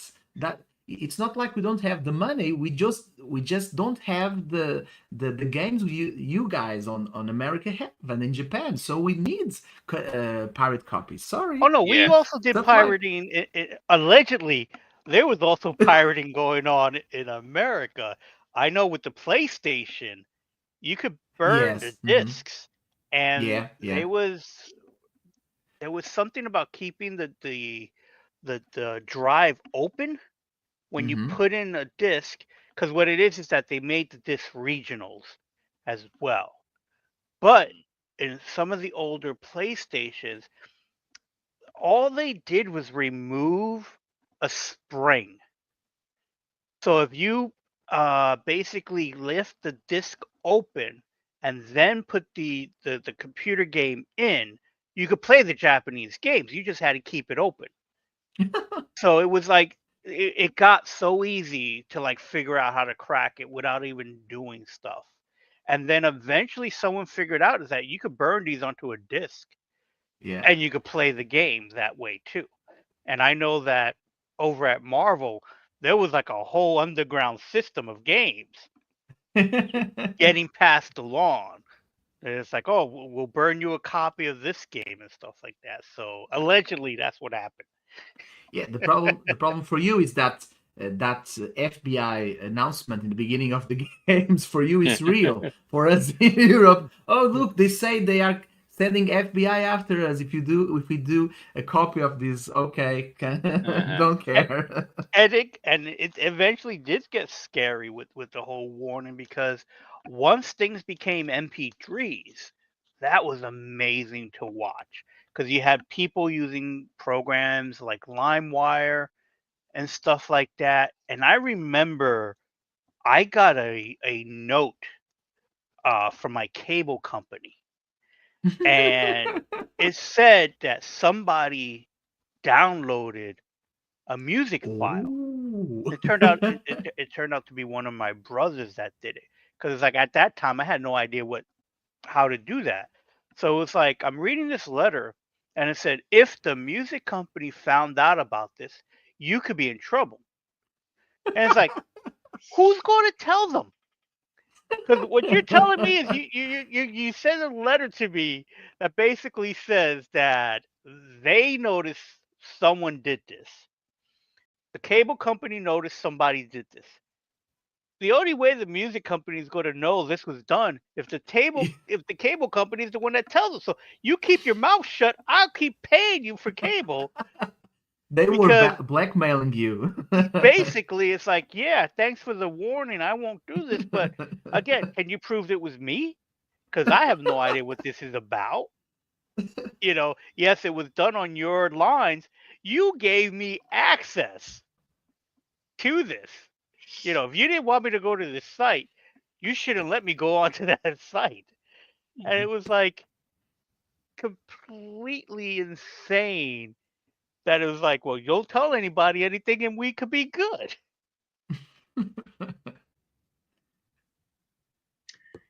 Do we say bande dessinée, Neuroland for comics, or just no? We say yeah for everything. Yeah, everything is bande Banda dessinée. desenhada.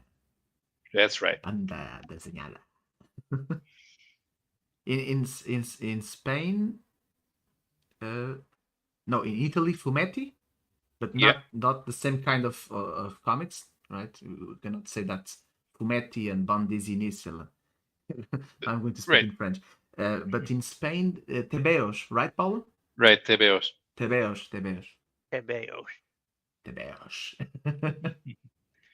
But yeah, but bande dessinée is the technical term. So since we have a technical term, we use it.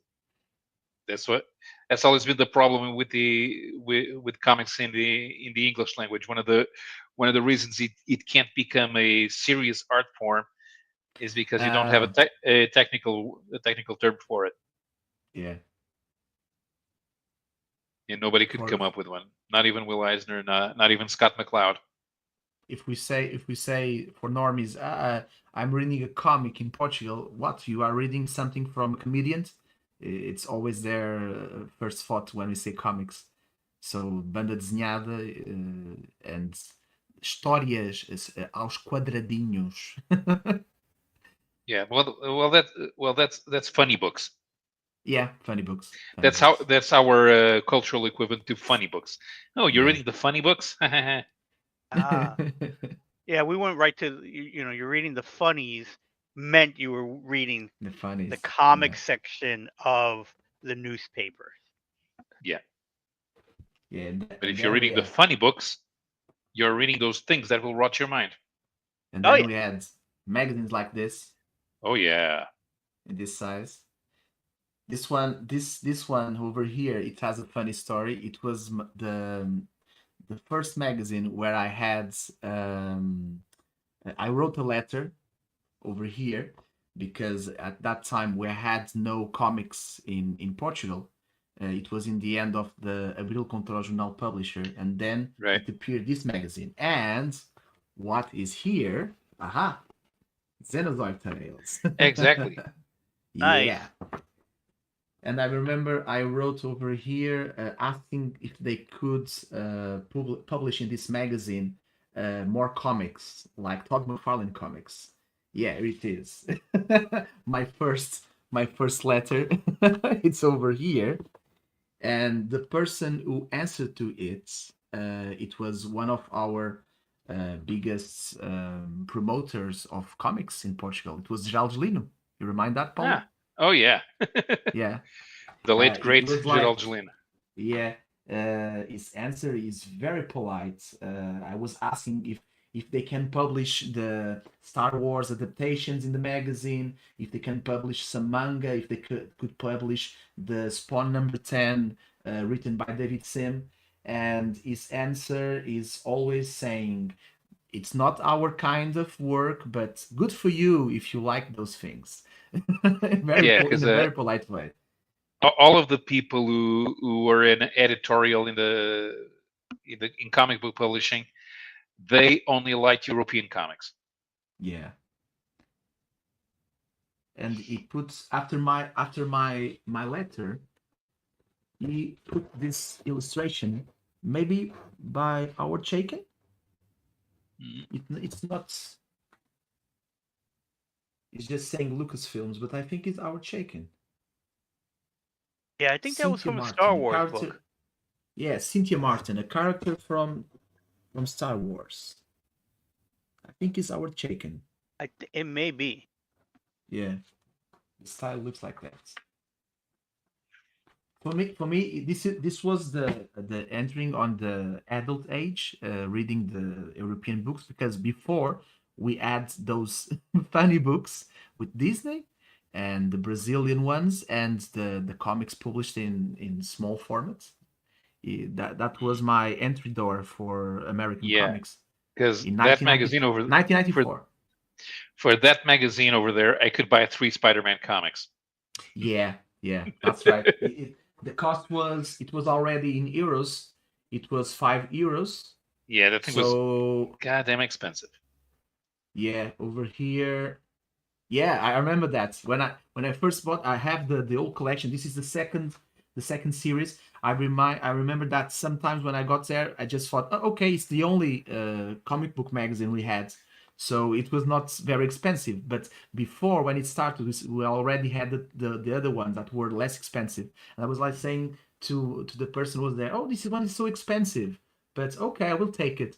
Yeah, Then I start seeing that, okay, this is good, so I will keep buying it. yeah. We, But we were we had, left bereft of superheroes. So all of a yeah, sudden, I was buying Tex, the Italian Western comic. we were that angry. Yeah. Yeah, I remember going to the small shops, and seeing that they only had small compilations in the end, and for yeah. at least what, 2 years maybe Two before two years. appearing the other Yeah, publisher. they got they got all the DC leftovers and Yeah. repackaged them for with a new cover for comics inside one with a new paper cover, and they kept putting them out, but they couldn't do the same with Marvel. Yeah, we still find them, Yeah, almost what, 30 years, no, almost 30 years 20, yeah, later. it's We still found them selling them. There is a small book fairs in near train stations, and they still have them selling them, those books over there. yeah. They are like cockroaches.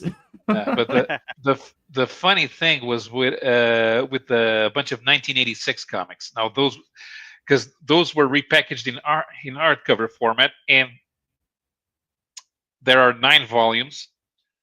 Uh, and the funny thing is, they had the Futurians on the cover, even though they Oh have Oh, Marvel. yes, yes, yes, I remind And that one. yeah, and in the 80s and 90s, we had no idea what those were, because we didn't have access to American magazines, so we didn't know what the Futurians were. Like this one, right? No, no, no, no, no, no. The Seleções. Oh, sorry. Okay, okay, okay.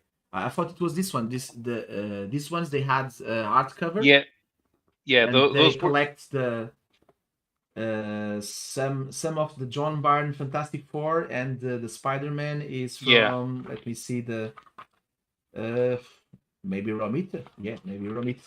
because issues number 49 to 60 of the Brazilian comic were not published over here. Instead, the Portuguese offices who really updated the grammar to European Portuguese rules and put new covers Yeah, on them with this Portuguese one's cover prices.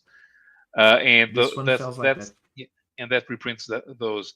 But before that, Seleções, they would pick, even if there were Brazilian leftovers, they would Hmm. repackage those, and that thing had the Futurians on the cover. And I have no idea where they got the image of the Futurians, because in Portugal nobody had access to the magazine to to the magazines about comics.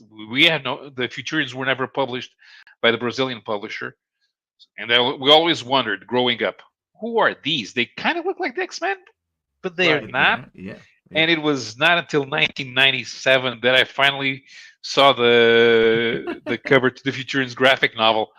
Oh, This one I have here is from 1988, July yeah, of 1988. Yeah, exactly. Those came out in yeah, 1988. yeah. And then they were repackaged as these art covers. But the Futurians, I still see them selling in those small fairs too. That's art covers one. Because they repackaged all of the '86 comics. You could. Yeah, I read about. I read a bunch. They had Heróis da TV and Homem-Aranha inside. those ones are even older than the other ones. Yeah, yeah. But not from our time. We are youngsters, Mr. Paul. We are youngsters. No, I've been looking over stuff, and I've only known very recently that there was a Batman comic in Portugal in 1982, In American format.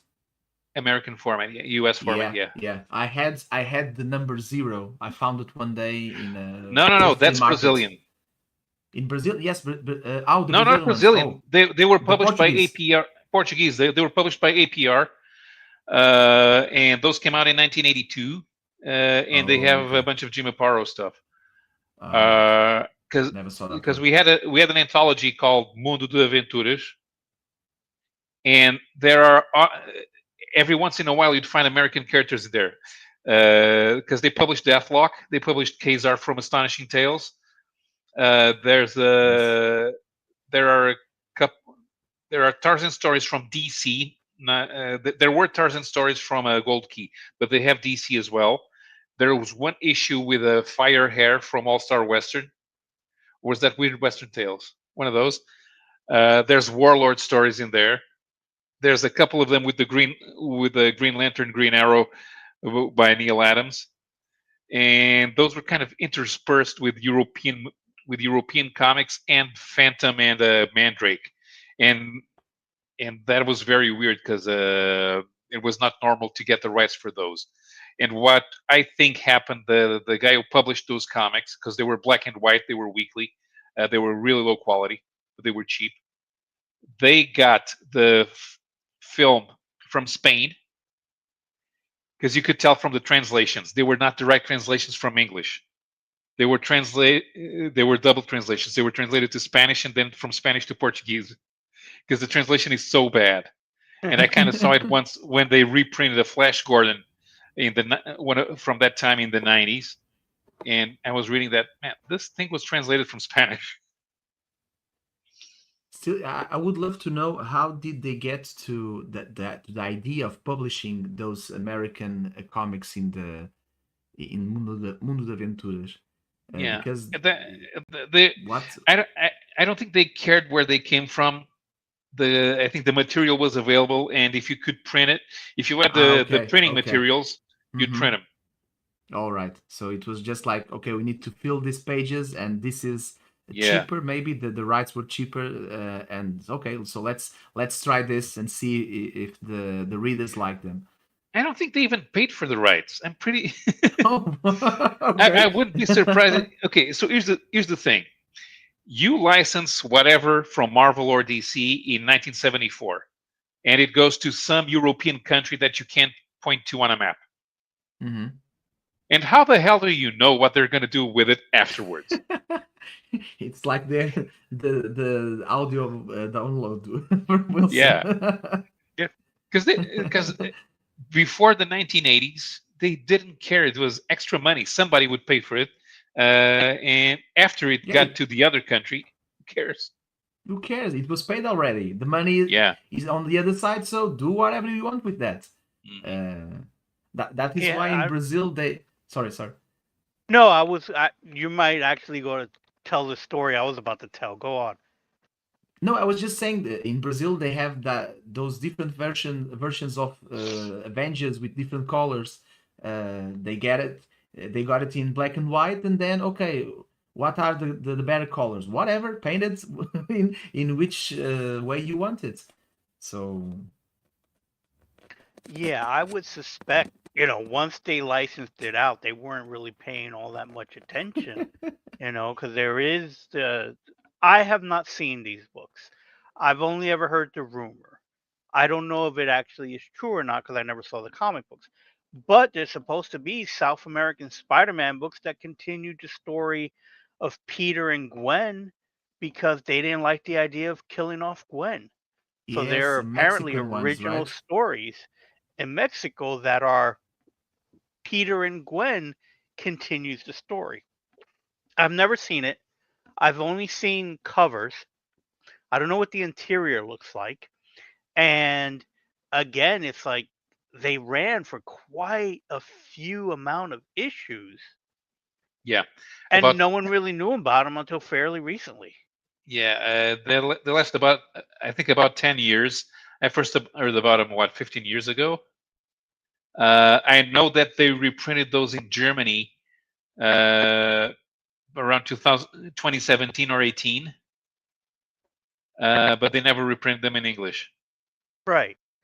And it's like, how did they get away with doing Yeah. that for so long, for 10 years, and no one checked on it? And the thing is that, at Marvel, I do recall we would get foreign issues in because I'm sure in the contract says we have to get a couple of copies, but whoever was receiving them probably just looked at them and was like, okay, they probably couldn't read them Yeah, Yeah, they look at the anyway. covers and Yeah, yeah, and because maybe there maybe were file them away. there were several countries where at least the cover had to be made locally, because Right, there would be uh, laws regarding local content. right, I So remember you'd get some yeah Brazilian editions had an Brazilian artist doing the covers. yeah. So and in France the ones from Lug, they were famous for it, with the art by Jean Fresano. But so it was mandated by a law that there had to be some content produced locally, and it was usually the cover because it was the cheapest to reproduce. I mean, you're not going to pay right, somebody to come up with a whole new story.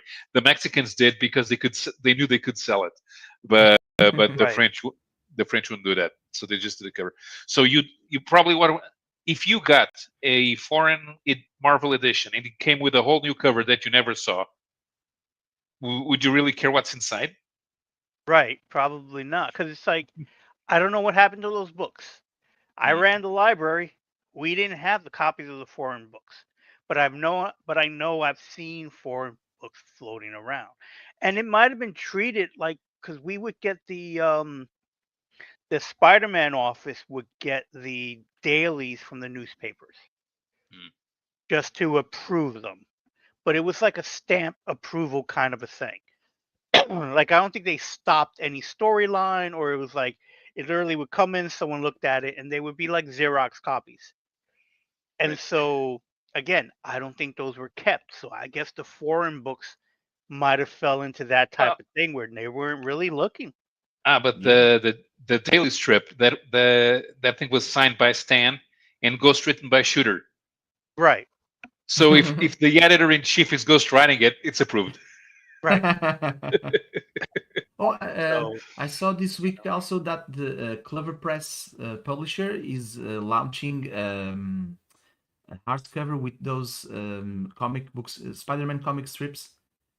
Clever Press is the yes, publisher that edited The Great Gatsby, done by the Portuguese Jorge Coelho, and I think now they are going to do that book, or they are selling it already, maybe. I think there are pre-orders or a Kickstarter or something Yeah, like that with something like that. yeah. And like I saw them, is Stan and John Romita senior artwork. or at least it's definitely John Romita Senior artwork. I don't know if Stan's really writing them, but I did see those and it's like very tempted to get those. But Oh. it's like it's one of those things where I'll get it and I probably won't read them because I did read the strips when they were coming out. But And, I couldn't tell you any of the stories except when they did a crossover event with the X-Men, and it was a crossover between the comic strips and the comic books. So it's like parts of the stories were in the dailies, and then the other parts were in the comic books themselves. Yeah. in any case, I'm not really. I'm not really sure if you should trust all these newspaper reprints, because you remember when they reprinted the Conan comic strip, and those things were scanned directly from the newspaper, so the reprint quality was terrible. I You can think see these are all the other digitally page. remastered, and Yeah. if you go to the Kickstarter, I think it gives you a little story about all the stuff they Yeah. did to the artwork in it. Clever 'Cause at least clever that was press. more. I think that artwork for that is a little more reliable to get than the Conan ones. Still, it might be a very hard work to do. Yeah. Okay, he's on IGN. Yeah. Yeah. It's crowdfunding. There it is. It's still Clover Press were the one. Oh, they already got 1,500 backers. So that's good. And Clover Press is, I saw some of their books, and the edition of the books. It's very good.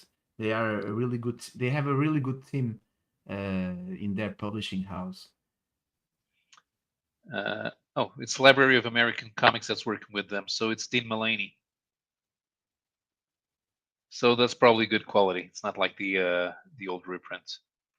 Right. Which would be good. Yeah. Yeah, I saw that. I was like, ooh, that's very tempting. Yeah, this goes directly to Mr. Wilson Christmas wish list. Mr. Wilson friends, if you need some idea for his Christmas presents, here it is. See, how much are they charging? Where's the rewards? Okay. $110 for 4 books. That's not expensive at all. Yeah, they even have a section if you're like a store and you want to get a bunch of them, that there's a discount on that as well.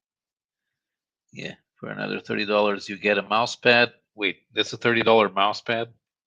No, you could get, if you want a Spider-Man mouse pad, go to Five Below.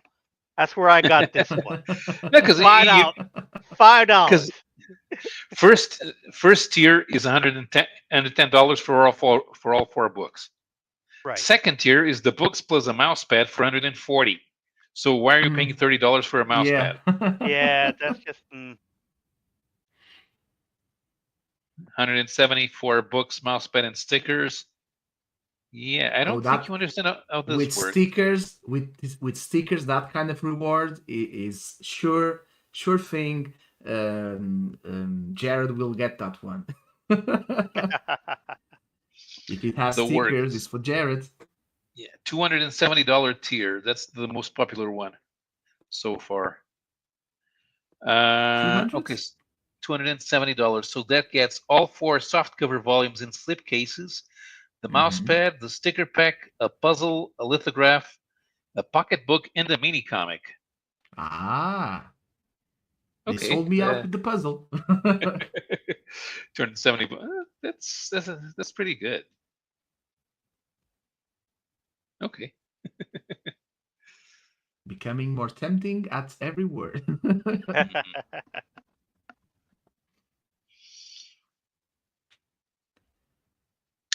Just the other day, something occurred to me. So Marvel are finally paying John Byrne for the rights to publish the Elsewhere comic, the X-Men Elsewhere. Okay, would would it be worth it if they paid John Byrne to finish the last Galactus story? They could put out a graphic novel. If this X-Men one sells, why not? Maybe. Yeah. I think it really comes down to what John wants to do. It's Yeah. he seems to be having fun with the X-Men stuff. Mhm. I would guess that if he really wanted to do the last Galactus story, he would have done it already. Mhm. There's nothing to say he didn't, and is sitting in a cabinet somewhere. But Right. if he was publishing all these X-Men stuff, I would have guessed he would have published the Galactus stuff. And Yeah. I would hope that somebody at Marvel, or even John himself, would have realized with the new Fantastic Four movie coming out, the perfect Yeah. time to publish a It's Galactus now. story Hmm. would have been that time. Yeah. Yeah. So neither thought about it. We didn't even think about it until you just mentioned it now. Yeah. Yeah. Since the Fantastic movie came out. So maybe nobody had thought about it. And I think it really comes down to, if it sells well, I'm sure someone at Marvel will go, "Hey, do you want to do something else you're known for? Do you want to do a Fantastic Four story?" And that might lead to doing a Galactus story. Because his biggest thing for Marvel had been X-Men. The next biggest thing would be Fantastic Four. Yeah. After that, Alpha Flight. Yeah. That I'm not sure So, if he wants. That I'm not sure he really wants to do, but so I don't know if he would even consider the idea. he You know, probably. I think he could. He might be interested in doing a Fantastic Four. I guess they would have to throw money at him. The thing at Elsewhere, one one of the things that's easier to do, the artwork's already done, yeah, so it's Oh. it's not like he has to sit down and produce. For Fantastic Hmm. Four, he Hmm. probably would have. right. And then, you know, does it change because then at that point it's a job to do, and he may not be interested in doing a job. Where it Right. seemed like the X-Men thing was a passion project of, let's see if I can do this. He had no deadline. He worked on it the way he wanted to. Mhm. Um, It's a I have win-win. I have looked at it once or twice, so I don't know if it was inked or if it still was in pencils. It's pencils. It's only in pencils. Um, are they publishing that in pencils? Are they going to Oh, try to ink it and color it? they're inking and coloring. That's for Yeah. sure. Okay. So, um, yeah, it may be something that if it does well for both parties, of course, that he seems if he's enjoying how much he's making. Yeah, because for him that's just a bonus money because he already did the work. So, and then for Marvel, it's John Byrne back on X-Men, so it's definitely a win for Marvel. I don't know how well it would sell, because there is the cynical part of myself that could say, well, the hardcore John Byrne fans already read it. Hmm. So, you know, does it have a market? I think it does because there's more than enough people who are not internet savvy to even know he's Yeah, been they working read on it, but this. they want the physical edition. Yes. I've Yeah. been reading some in the internet. Many channels talk about it, and they saying, "Okay, I know the story already, but I want to have it in my hands." Yeah, people So do like to have what we call shelf porn. They want to yeah, have it, how beautiful it completely is, like that. Yes, put if it put it is a put onto a shelf. So I yeah, if it is understand a that. very Yeah. So it really comes down to how well it sells, and will he is he interested in doing more, or does he just want to concentrate on working on the X-Men? yeah. And that is why many people are saying, "Oh, we want John Byrne as the editor of the X-Men line." Actually, you can't do that. The amount of variant covers would cause World War III. Yeah. Speaking of variant covers, did you read that Young Blood is supposed to have some high number of variant covers coming up? I So heard, Yes. yeah. yeah, I don't recall the number, but it was like there are people who are actually really excited for Yes, they that, are. and Yes, it's they are. like amazing, because to me it's like one book, one cover, but I get it when you're doing something special, have a couple of them, but that is wild that how many people are so excited for alternate covers for this one book. They even have one done by it's not by Nick Dragotta, but it is in the same pose as the cover of the new Absolute Batman with Yes. that character. Yeah, and that one is making a lot of success. And I don't know why, but I started following Rob Liefeld's page, and he's promoting that kind of covers, and I believe it will sell a lot because yeah, we are just masochists. I guess so. 27 variant covers. Oh come on, and they will sell them all. And which how many are retailer incentives? I do not know. Let's see if they give us any of that information. Because it's the Hollywood Reporter was one of them that was talking about it, and I don't know if they get into the nuances of.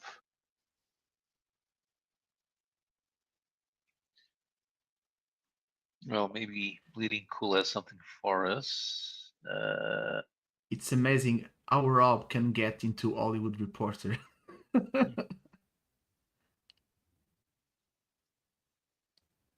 And Jim can't. Each retailer chooses an artist and commissions a cover that will be exclusive to their store, with Oh, Liefeld approving them all. So there's even something like that going on. For normal comic retailers, are asked to bid where is Imaginate? to buy 500 copies in order to carry it. 500? Because ads pop Yeah. 500. and I can't read the rest. This ad popped up and is now not going anywhere. So the Hollywood Yeah. Reporter is not a good Yeah, place to it's get full this of X, information. yeah. Yes, Bleeding Cool is X. But we don't have a decent website dedicated to comic book industry news. And unfortunately, at this stage, Bleeding Cool is the most reliable, which actually isn't saying much, but it's what we It got. must be the end of days.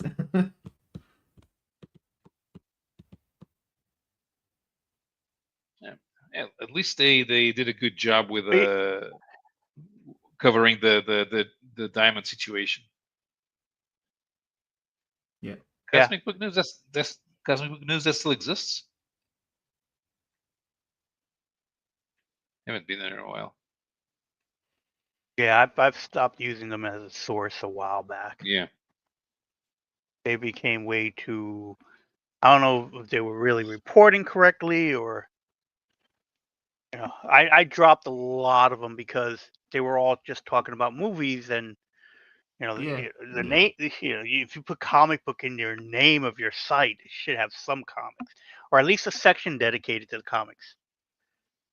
I get it that the movies get the clicks, but they should still be a news source for comic books. And I don't go to Bleeding Cool because again, it's just don't really It get makes me laugh. everything. That's Yeah, why I'm Mm. going there. It makes me laugh. No, it's just that thing. Really, it's they did a good job with the diamond situation, but that's it. Yeah, yeah. but I mean, when I kept going no back one to was that interested. because of that. Yeah. That is not up. Yeah. Mhm. Yeah. Listen, I remember when comic book resources was was a was a link farm where people would put the links to their fan sites. Right. I even put mine there. I did half of a Squadron Supreme fan site in 1998 on GeoCities, and Oh. and I put the link there. They approved it. Nice. But that's long gone too. So it's Once GeoCities. it was not my site. It And was I don't one see of anything Hugo Jesus' on the sites. beat I that put Yeah. has it. the Comics P Team site in one TV show in the national television Ah, called 2010. I sent it was a high school assignment in the IT classes to write to somewhere, and so I saw they had the email address, and I write at the time I had known the Comics P Team website, and I just sent it there. And one day I was seeing the show, and they presented, and at the time Hugo he put our photos with ah. the stories we made over there. So I have a VHS with that recording.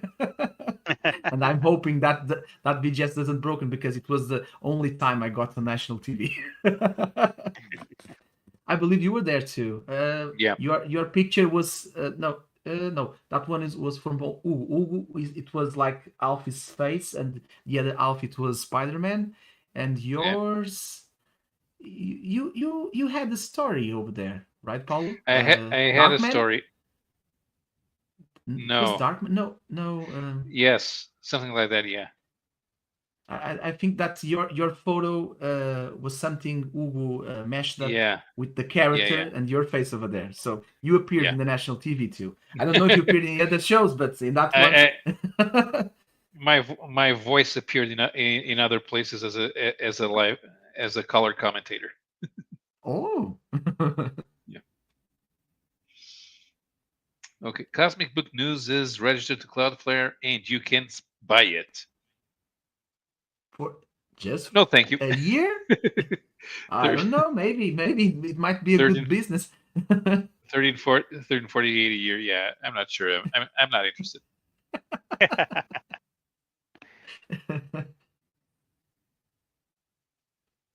Really. Websites. When we thought that it was going to be the future for everyone to have a And website. yeah. Then Facebook came out. Yeah. You know, nobody Damn leaves Facebook. Facebook. Damn Facebook. Yeah. Like my kids say, oh, Facebook is for old people. And now they are starting to say, the new generation, oh, Instagram is for old people. And I say, so what do you use? And all they say, WhatsApp. WhatsApp, why that? Because our parents can get them, can get inside our groups, our conversation groups. So it is the best for us. You say, okay, so you are migrating into the World Wide Web. 2099 is almost there, almost here. Do you recall the out? I do recall the Outhousers.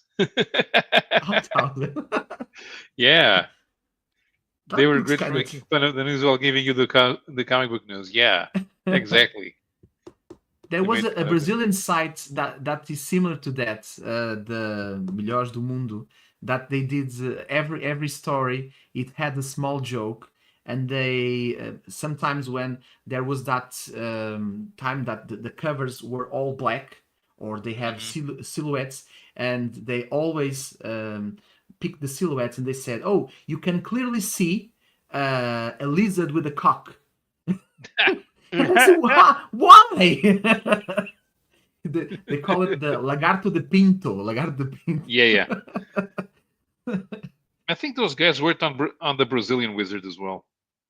Yeah, they passed from the website to the Wizards bullpen. Yeah, Yeah, because the the young group. first one, the first Wizard in Brazil, I think the bullpen is the people that now are in Panini in Brazil, or at least the first ones that when they turn from Abril to Panini. I That'll think be that I think LCU is retired now because Yeah, maybe. I have, and I'm pretty sure Leandro Luigi Del Manto is retired too. yeah, I have them over here. Uh, Let me see Because if I've met the this. translator JP a couple of times. He came to Portugal. Really? You met that Yeah, guy? yeah, Whoa, that guy's it's a legend. I have this. This one is one of those yeah. Brazilian versions, That's and that's the sec. That's from the second attempt, right? No, that's the no, first the first attempt. one, the first one. This is Yeah, the last one. global. This is from Globo. Yeah, this Yeah, is the yeah. last one, and the big difference between the American version and the Portuguese one is that they have a top 10 bad girls, and the bad girls are real girls. So let me see if I find the. Oh, and they have this kind of subjects. If you are a villain, how to be a good villain. This is not from the American version, Right. and but let me. Oh yeah, this is the villain. Yeah, this is that thing this was. is Druna. This is Druna. Uh-huh. And this is Betty Page and the Wonder Woman. Their Yeah, version of Wonder Woman. Yeah, right. but the JP section, it was really cool. Yeah, Uh, I remind I think I have the issue where he is discussing with other publisher in Brazil about the cuttings in their editions, yeah, yeah, and he's saying don't play the good guy over here. Because you did this for so many times, so for so long, that's just do it. Just stop doing it right now. And someone is saying that you also did it while you were the translator, but he said, hey, yeah, I'm not playing to be the good guy over here, so hmm just quit yeah, doing that. yeah. So what they removed panel. They rearranged panels. Sometimes they would cut a little bit of a panel to rearrange it, make sure it fit on a page. Sometimes they would cut out entire pages. They would redialogue things because they would need they used a font that was too large for a digest size. So it was like a third of the original dialogue. And the funny thing is, the translator made sure that all Yeah, the this characters one. sounded like him instead of sounding like the original writer. Oh, Yeah, this is this Yeah, article over here. We yeah, the yeah, villains.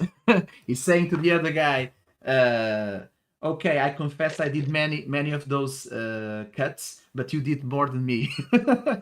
It's just like in the old times when we can wait a month to see the answer for an article. yeah, yeah. And I think they have here. Oh yeah, a Mike Wallred's illustration Mhm. talking about the first editions of Marvel Comics in Brazil. Right. The first editions of Marvel Comics they were sold or given as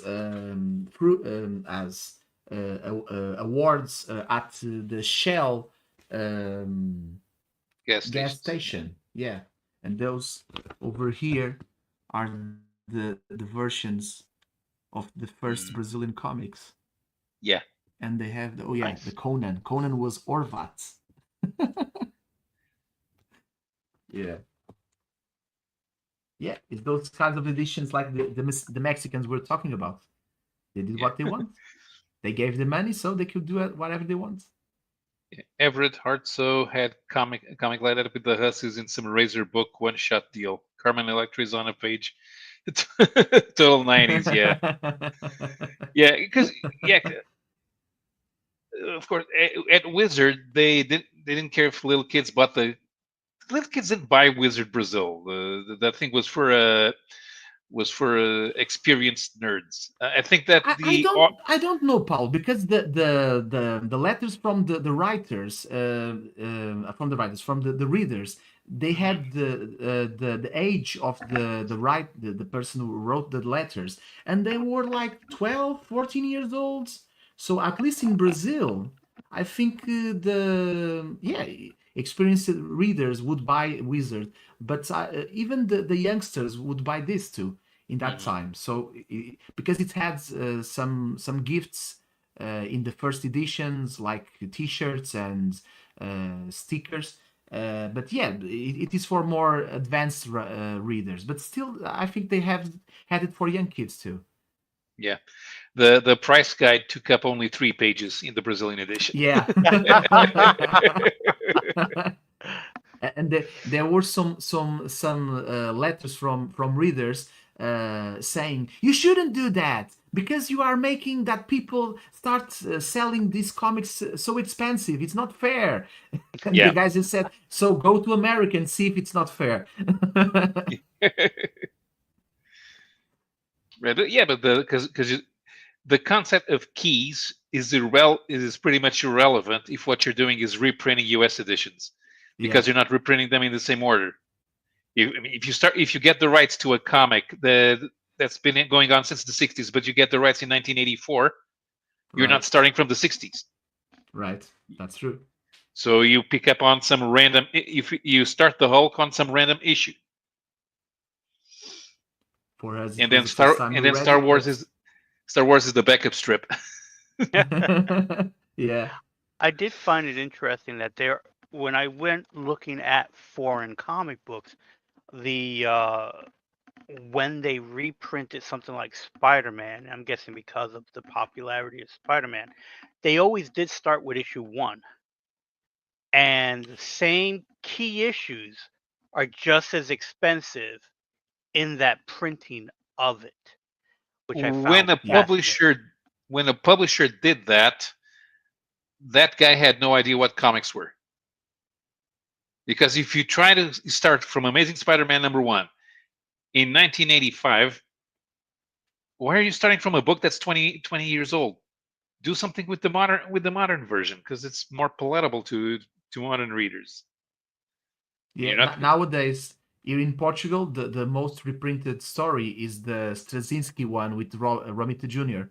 Oh yeah. When they start a new series of Spider-Man, that is always the first volume. But they had recently that collection with the 60 stories. But okay, that is a collection specifically for that kind of material. And it's like Wilson says, the first one is Amazing Spider-Man #1,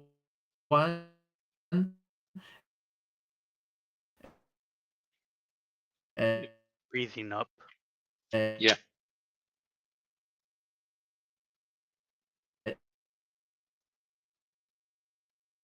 You're frozen.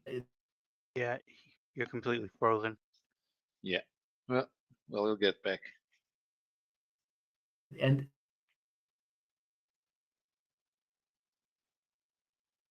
that is less expensive if you buy it. You've been frozen for about 2 minutes, so I don't know if you can hear us, but Oh, sorry. check your Oops. connection. Oh yeah, sorry. Can you see me? Yeah. Yeah, so it was me. We could It was me. I ruined the show for the second time. Okay, now I can see all of you. Can you listen to me? Yeah. Yeah. Yes? Yeah. Yeah, okay, sorry. Wait. Yeah. Right. Okay. So, right. Reprints. Right. But right now we don't really have anyone interested in doing Marvel and DC. So the publishers that we have left are retreating either into original graphic novels or to French material. And Yeah. whenever we've had somebody do an indie US series, uh, they ended up losing a lot of money because they published volume 1 and nobody's interested in waiting for volume 2 to come out, and they buy the US edition from Amazon. Ah. So Yeah, so last time I checked, for instance, Lazarus by Greg Rucka, yeah, it keeps being published, and I have the first one, I believe. Like just you say, we buy the first one just to check it out, and then okay, do I wait? Do I buy it in English? And they keep yeah. publishing it right now. It is in volume 6, I Well, believe, yeah, and Chew, it's not right? one of the Chew best was ones from Greg Rucka. yeah, And Chew was Shu, yeah, popular as well. Yeah, and they managed to keep a Mark Miller library going as well as a Ed Brubaker library. So at least if you guys they make it. But yeah, but other that was when José de Freitas was at Gifloy yep, publisher. Yeah, now he is with Seita, right? yeah, and And is gone all pseudo intellectual. So and also a chiropractor, I he's believe. a car. Yes, Chiropractor, yeah, chiropractor, of course he has to have a day job. yeah. Once Can't make money off. I crossed his path in Lisbon, um, and they were saying, "What are you doing here?" Because I met him when we did the small uh, comic book convention here at my hometown, where you came here at the time, and later on I found him, and he was saying like, if I found him in Lisbon and say, Are you working here? Are you working at my kid's school?" You no, no, not at your kid's school. They said, "Good. I don't want you here."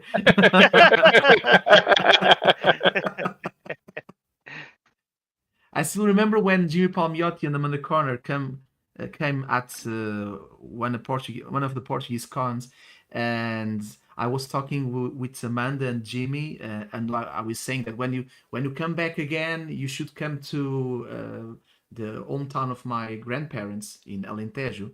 And he passed beside the two, and he said to Jimmy and Amanda, "Don't believe in any of the word this guy is telling."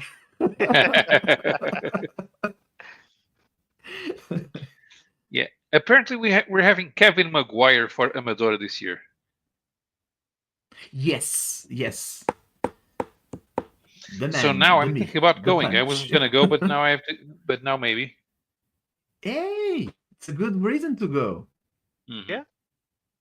Because the other There's a two that are coming, the two Italian artists, um, when I saw them at the first list, I was like, they don't have anything published in Portugal as usual, but they are not even top GLA artists. The girl is Maria Sapunar or something like that. I believe they are a couple. So it's like you bring one, you bring the two of them. And the other one yeah, is the Brazilian one, Ivan Reis, that did the yeah, Green Lantern. Yeah. yeah. Kevin Maguire and Well, I don't know that. the twins Fabio Moon and Gabriel Ba are coming. They have an Yeah. exhibit. Uh, And I think Paco Roque is coming again, but then again, he's from yeah, Spain, so it's from Spain. And yeah. they The have that one Kim Kim, from the Kim, yeah, Kim and someone that does something with that other author. yeah, Um, but in comic wise, we have the Spirits exhibition. I yeah. don't know if Mario has someone directly connected with the Will Eisner to bring Well, to the festival.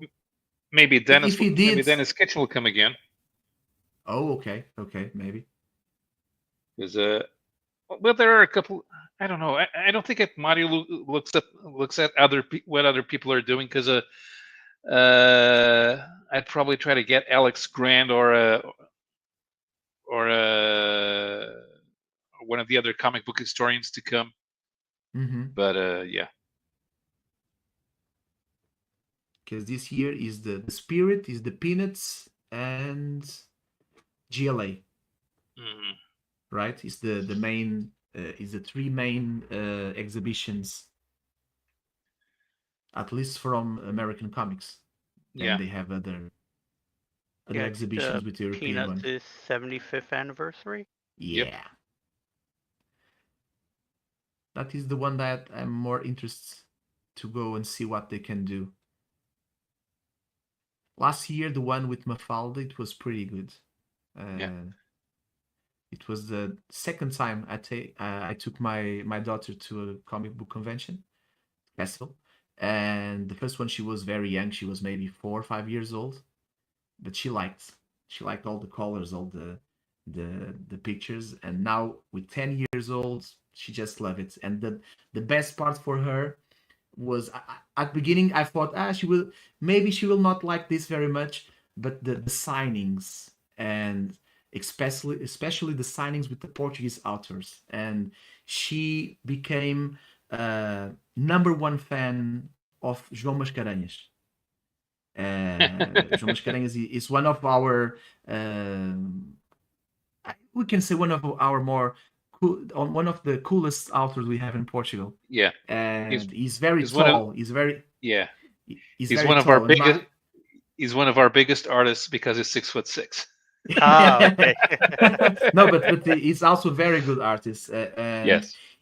when my daughter saw him, she was like, "Whoa, he's really big, and he's really good with children." He has his son is already 18 years old, maybe, but he's very good with children.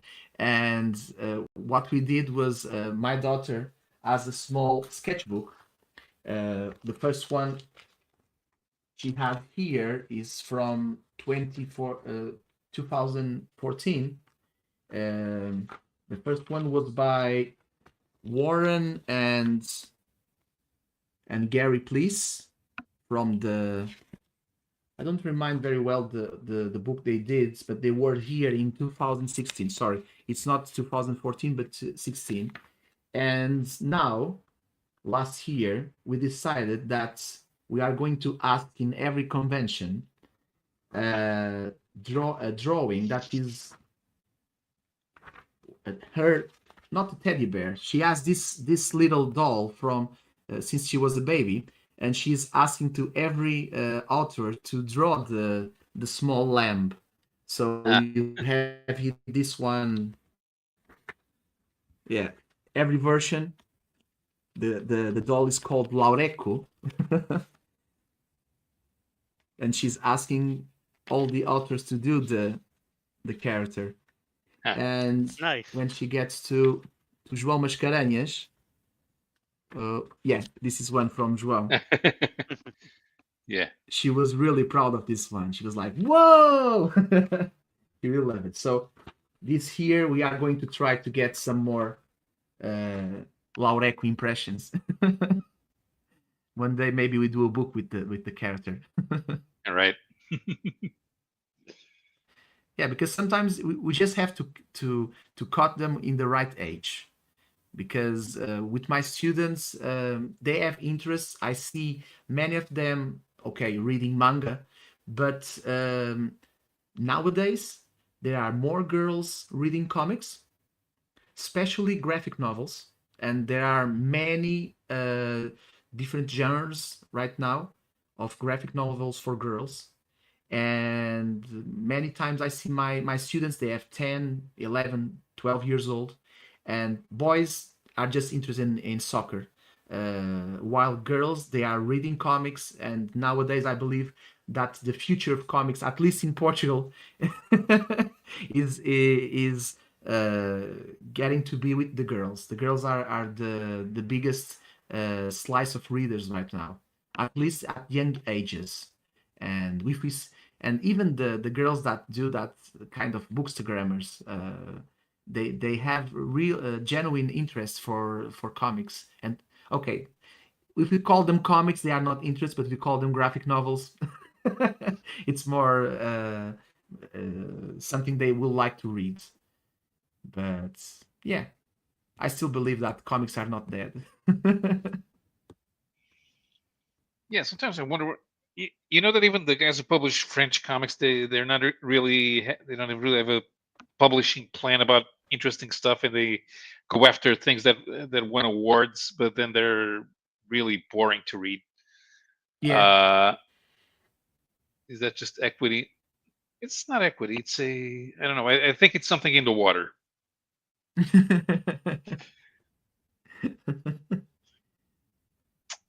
Yeah, but Because it's when I win the lottery, I'm going to get the rights to a bunch of US indie classics, and I'm going to publish them for the first time over here. But I yeah, have to count win the me in. lottery first. I have to Count win me the in. I lottery will win. first. Yeah, I will win the lottery too, and then we can do Yeah, both. yeah, That get that plan done. yeah. We're going to do the Portuguese edition of Xenozoic Tales. Oh There you go. yeah, oh yeah, yeah. And my brother is going to do the cover because my brother started drawing by looking up at Xenozoic Cadillacs and Dinosaurs Yeah. cartoon. So I will ask him to do the cover. It will be Uh-huh. a one of those 90s covers with chrome and shiny colors. There you Oh go. no, pop-up cover with And dinosaurs. yeah, Ah, pop-up yeah. covers, good, good. And you know something? Last month I was at Kingpin Book Library, um, and I was talking with Ugo, the guy that is selling the comics, Mhm. and he was telling me nowadays I will not call them kids because they are 20, 25 years old, but they are looking for that specific comics from the 90s again. And they are advertising in CSG. their Instagram. In their Instagram, they are advertising now some comics from the 90s, and I think that nowadays it is something that kids, not kids, but people from that gap age are interested Mhm. nowadays again because it's Yeah. shiny. It's something that you can put on a wall and show to your friends. Look, these were comics in the 90s. Well, maybe we can publish the Young Blood over here. Oh, There that you would go. be, yeah. Yes, we get Rob to come. The Oh, math. yeah. You know Youngblood for you, Savage Dragon for me, okay? yeah. You know the Brazilians were the ones who started, but we call Rob the master. Yes, Really. yes. Yeah. I still remember when the Image United miniseries was coming out. I was buying it at the time at a comic book shop in Porto, the one that Hugo Jesus had, Mhm. and he was asking for the who wanted to send Image United. He said, "Okay, you can bring a copy for me," and he asked as a joke, "Do you want the Rob Liefeld cover?" And I answered also as a joke, "Yeah, sure, why not?" But I thought he was joking with me. When the comic got here 3 months later, I was in the Azores at the time, so the comics got to my mother's house, and just in August, 6 months or later on, I got it, and I opened the package, and there they are, the three Image United with the Rob Liefeld cover. Awesome. There you Awesome. go. And they are interconnected even better. Oh, well, Maybe one day it will pay my daughter's faculty. uh-huh. Yeah. That's or the Origin miniseries. I'm hoping one of them will help me.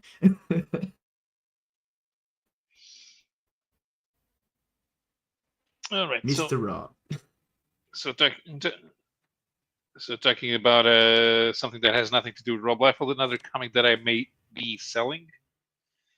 Uh, Captain America Patriot. So this was a mini series that when did this come out? 2020 what? Braithwaite is the Yeah, Carl artist. Kiesel and Doug Braithwaite. Braithwaite. Yeah, Doug Braithwaite. Okay, So great. this came out in 2011, but I didn't buy this when it came out. And yeah, it's got some very interesting art. I'm a big fan of Braithwaite. I met him when I went to a con in Ireland once. I think I found the sound file with where I interviewed him and Carlos Pacheco. So maybe I'll Oh, see if I mhm. can do something with it. It's kind of old now, Ah, but and don't it's good 'cause sell that. It has good memories attached to it. Come on. But yeah, I'm ruining all your businesses. yeah, exactly. Yeah, so yeah, because this was the canonically this is the third Captain America from the post World War II stories, um, and they kind of try to give him a better chronology here, so they follow him until he retires. They have to rewrite his Bucky sidekick a little because there was a kid named Fred Davis. But they give him a happy ending, so maybe someone will like this. If it's even people who don't like superheroes could enjoy this one, I guess. Yeah, but still, it has a lot of memories attached to it. You will regret it. Well, the memories stay. It doesn't go with the books. Yeah. Besides, I have Universe X, which is also drawn by Braithwaite. Oh, and I have the fourth printing of Punisher Kills the Marvel Universe, which is also drawn by Braithwaite. Ooh, The fourth printing. see, the fourth printing. Right. That might be your your ticket to retirement. Yeah. Speaking of Punisher, I almost pulled off the shelf a Punisher issue because it was polybagged, but it was Oh, the polybagged, one. and it's the logo, the skull logo, but it was shiny because it was silver, and it almost got me. It was like, Is ooh, that one I haven't written by seen. Palmiotti and drawn by Panosian? I don't know. I didn't grab the book. It was Ah, like okay, it was because polybag, and I think it had a warning on it, a mature reader warning on it. But because I was attracted to it because it was an all black cover with a oh, it's silver not the one. Punisher logo, and it was Yeah, like, that's a ooh, different one. I like the That's a way different that one. looked. Hmm Like, That's ooh, a I like the different way one. that looked, but it was like, oof, I wasn't going to get. I didn't pick it up. Okay, But so I think we what can is start this wrapping that up. Quesada? What is this that Quesada is doing right now at Marvel? He's trying to relaunch Marvel Knights. I'm not understanding what is this new world. He's trying to relaunch Marvel Knights, the new universe. I'm not getting what is this project of I is haven't heard anything. So because as he last I heard, Casada was doing, he was publishing some books through Mad Cave, and he was working like on his own project. So if he's doing anything over at Marvel, this is the yeah first time hearing he's about it. doing a Black Panther with Christopher Priest maybe Yeah, he might be doing and some covers. I don't know if he's writing no, anything. really interiors. Is doing the interior pages, and I now Jimmy Palmiotti is doing with Dan Panosian that new Marvel Knights Punisher, I and I it's have to supposed to look be it up. something. It's supposed to be something. One of those crazy projects that will make a revolution at Marvel, like all the others. With Joe Quesada coming back to Marvel. Maybe So they're it's thinking about relaunching Marvel Knights because yeah. that's what I think that they're both known for. But yeah, I'm gonna have to look it up. I do not know. yeah. I think the one he is doing with Black Panther is Brave New World, something like that. The title. I've got the Marvel previews over here. I think I had in the first pages. Let me just check.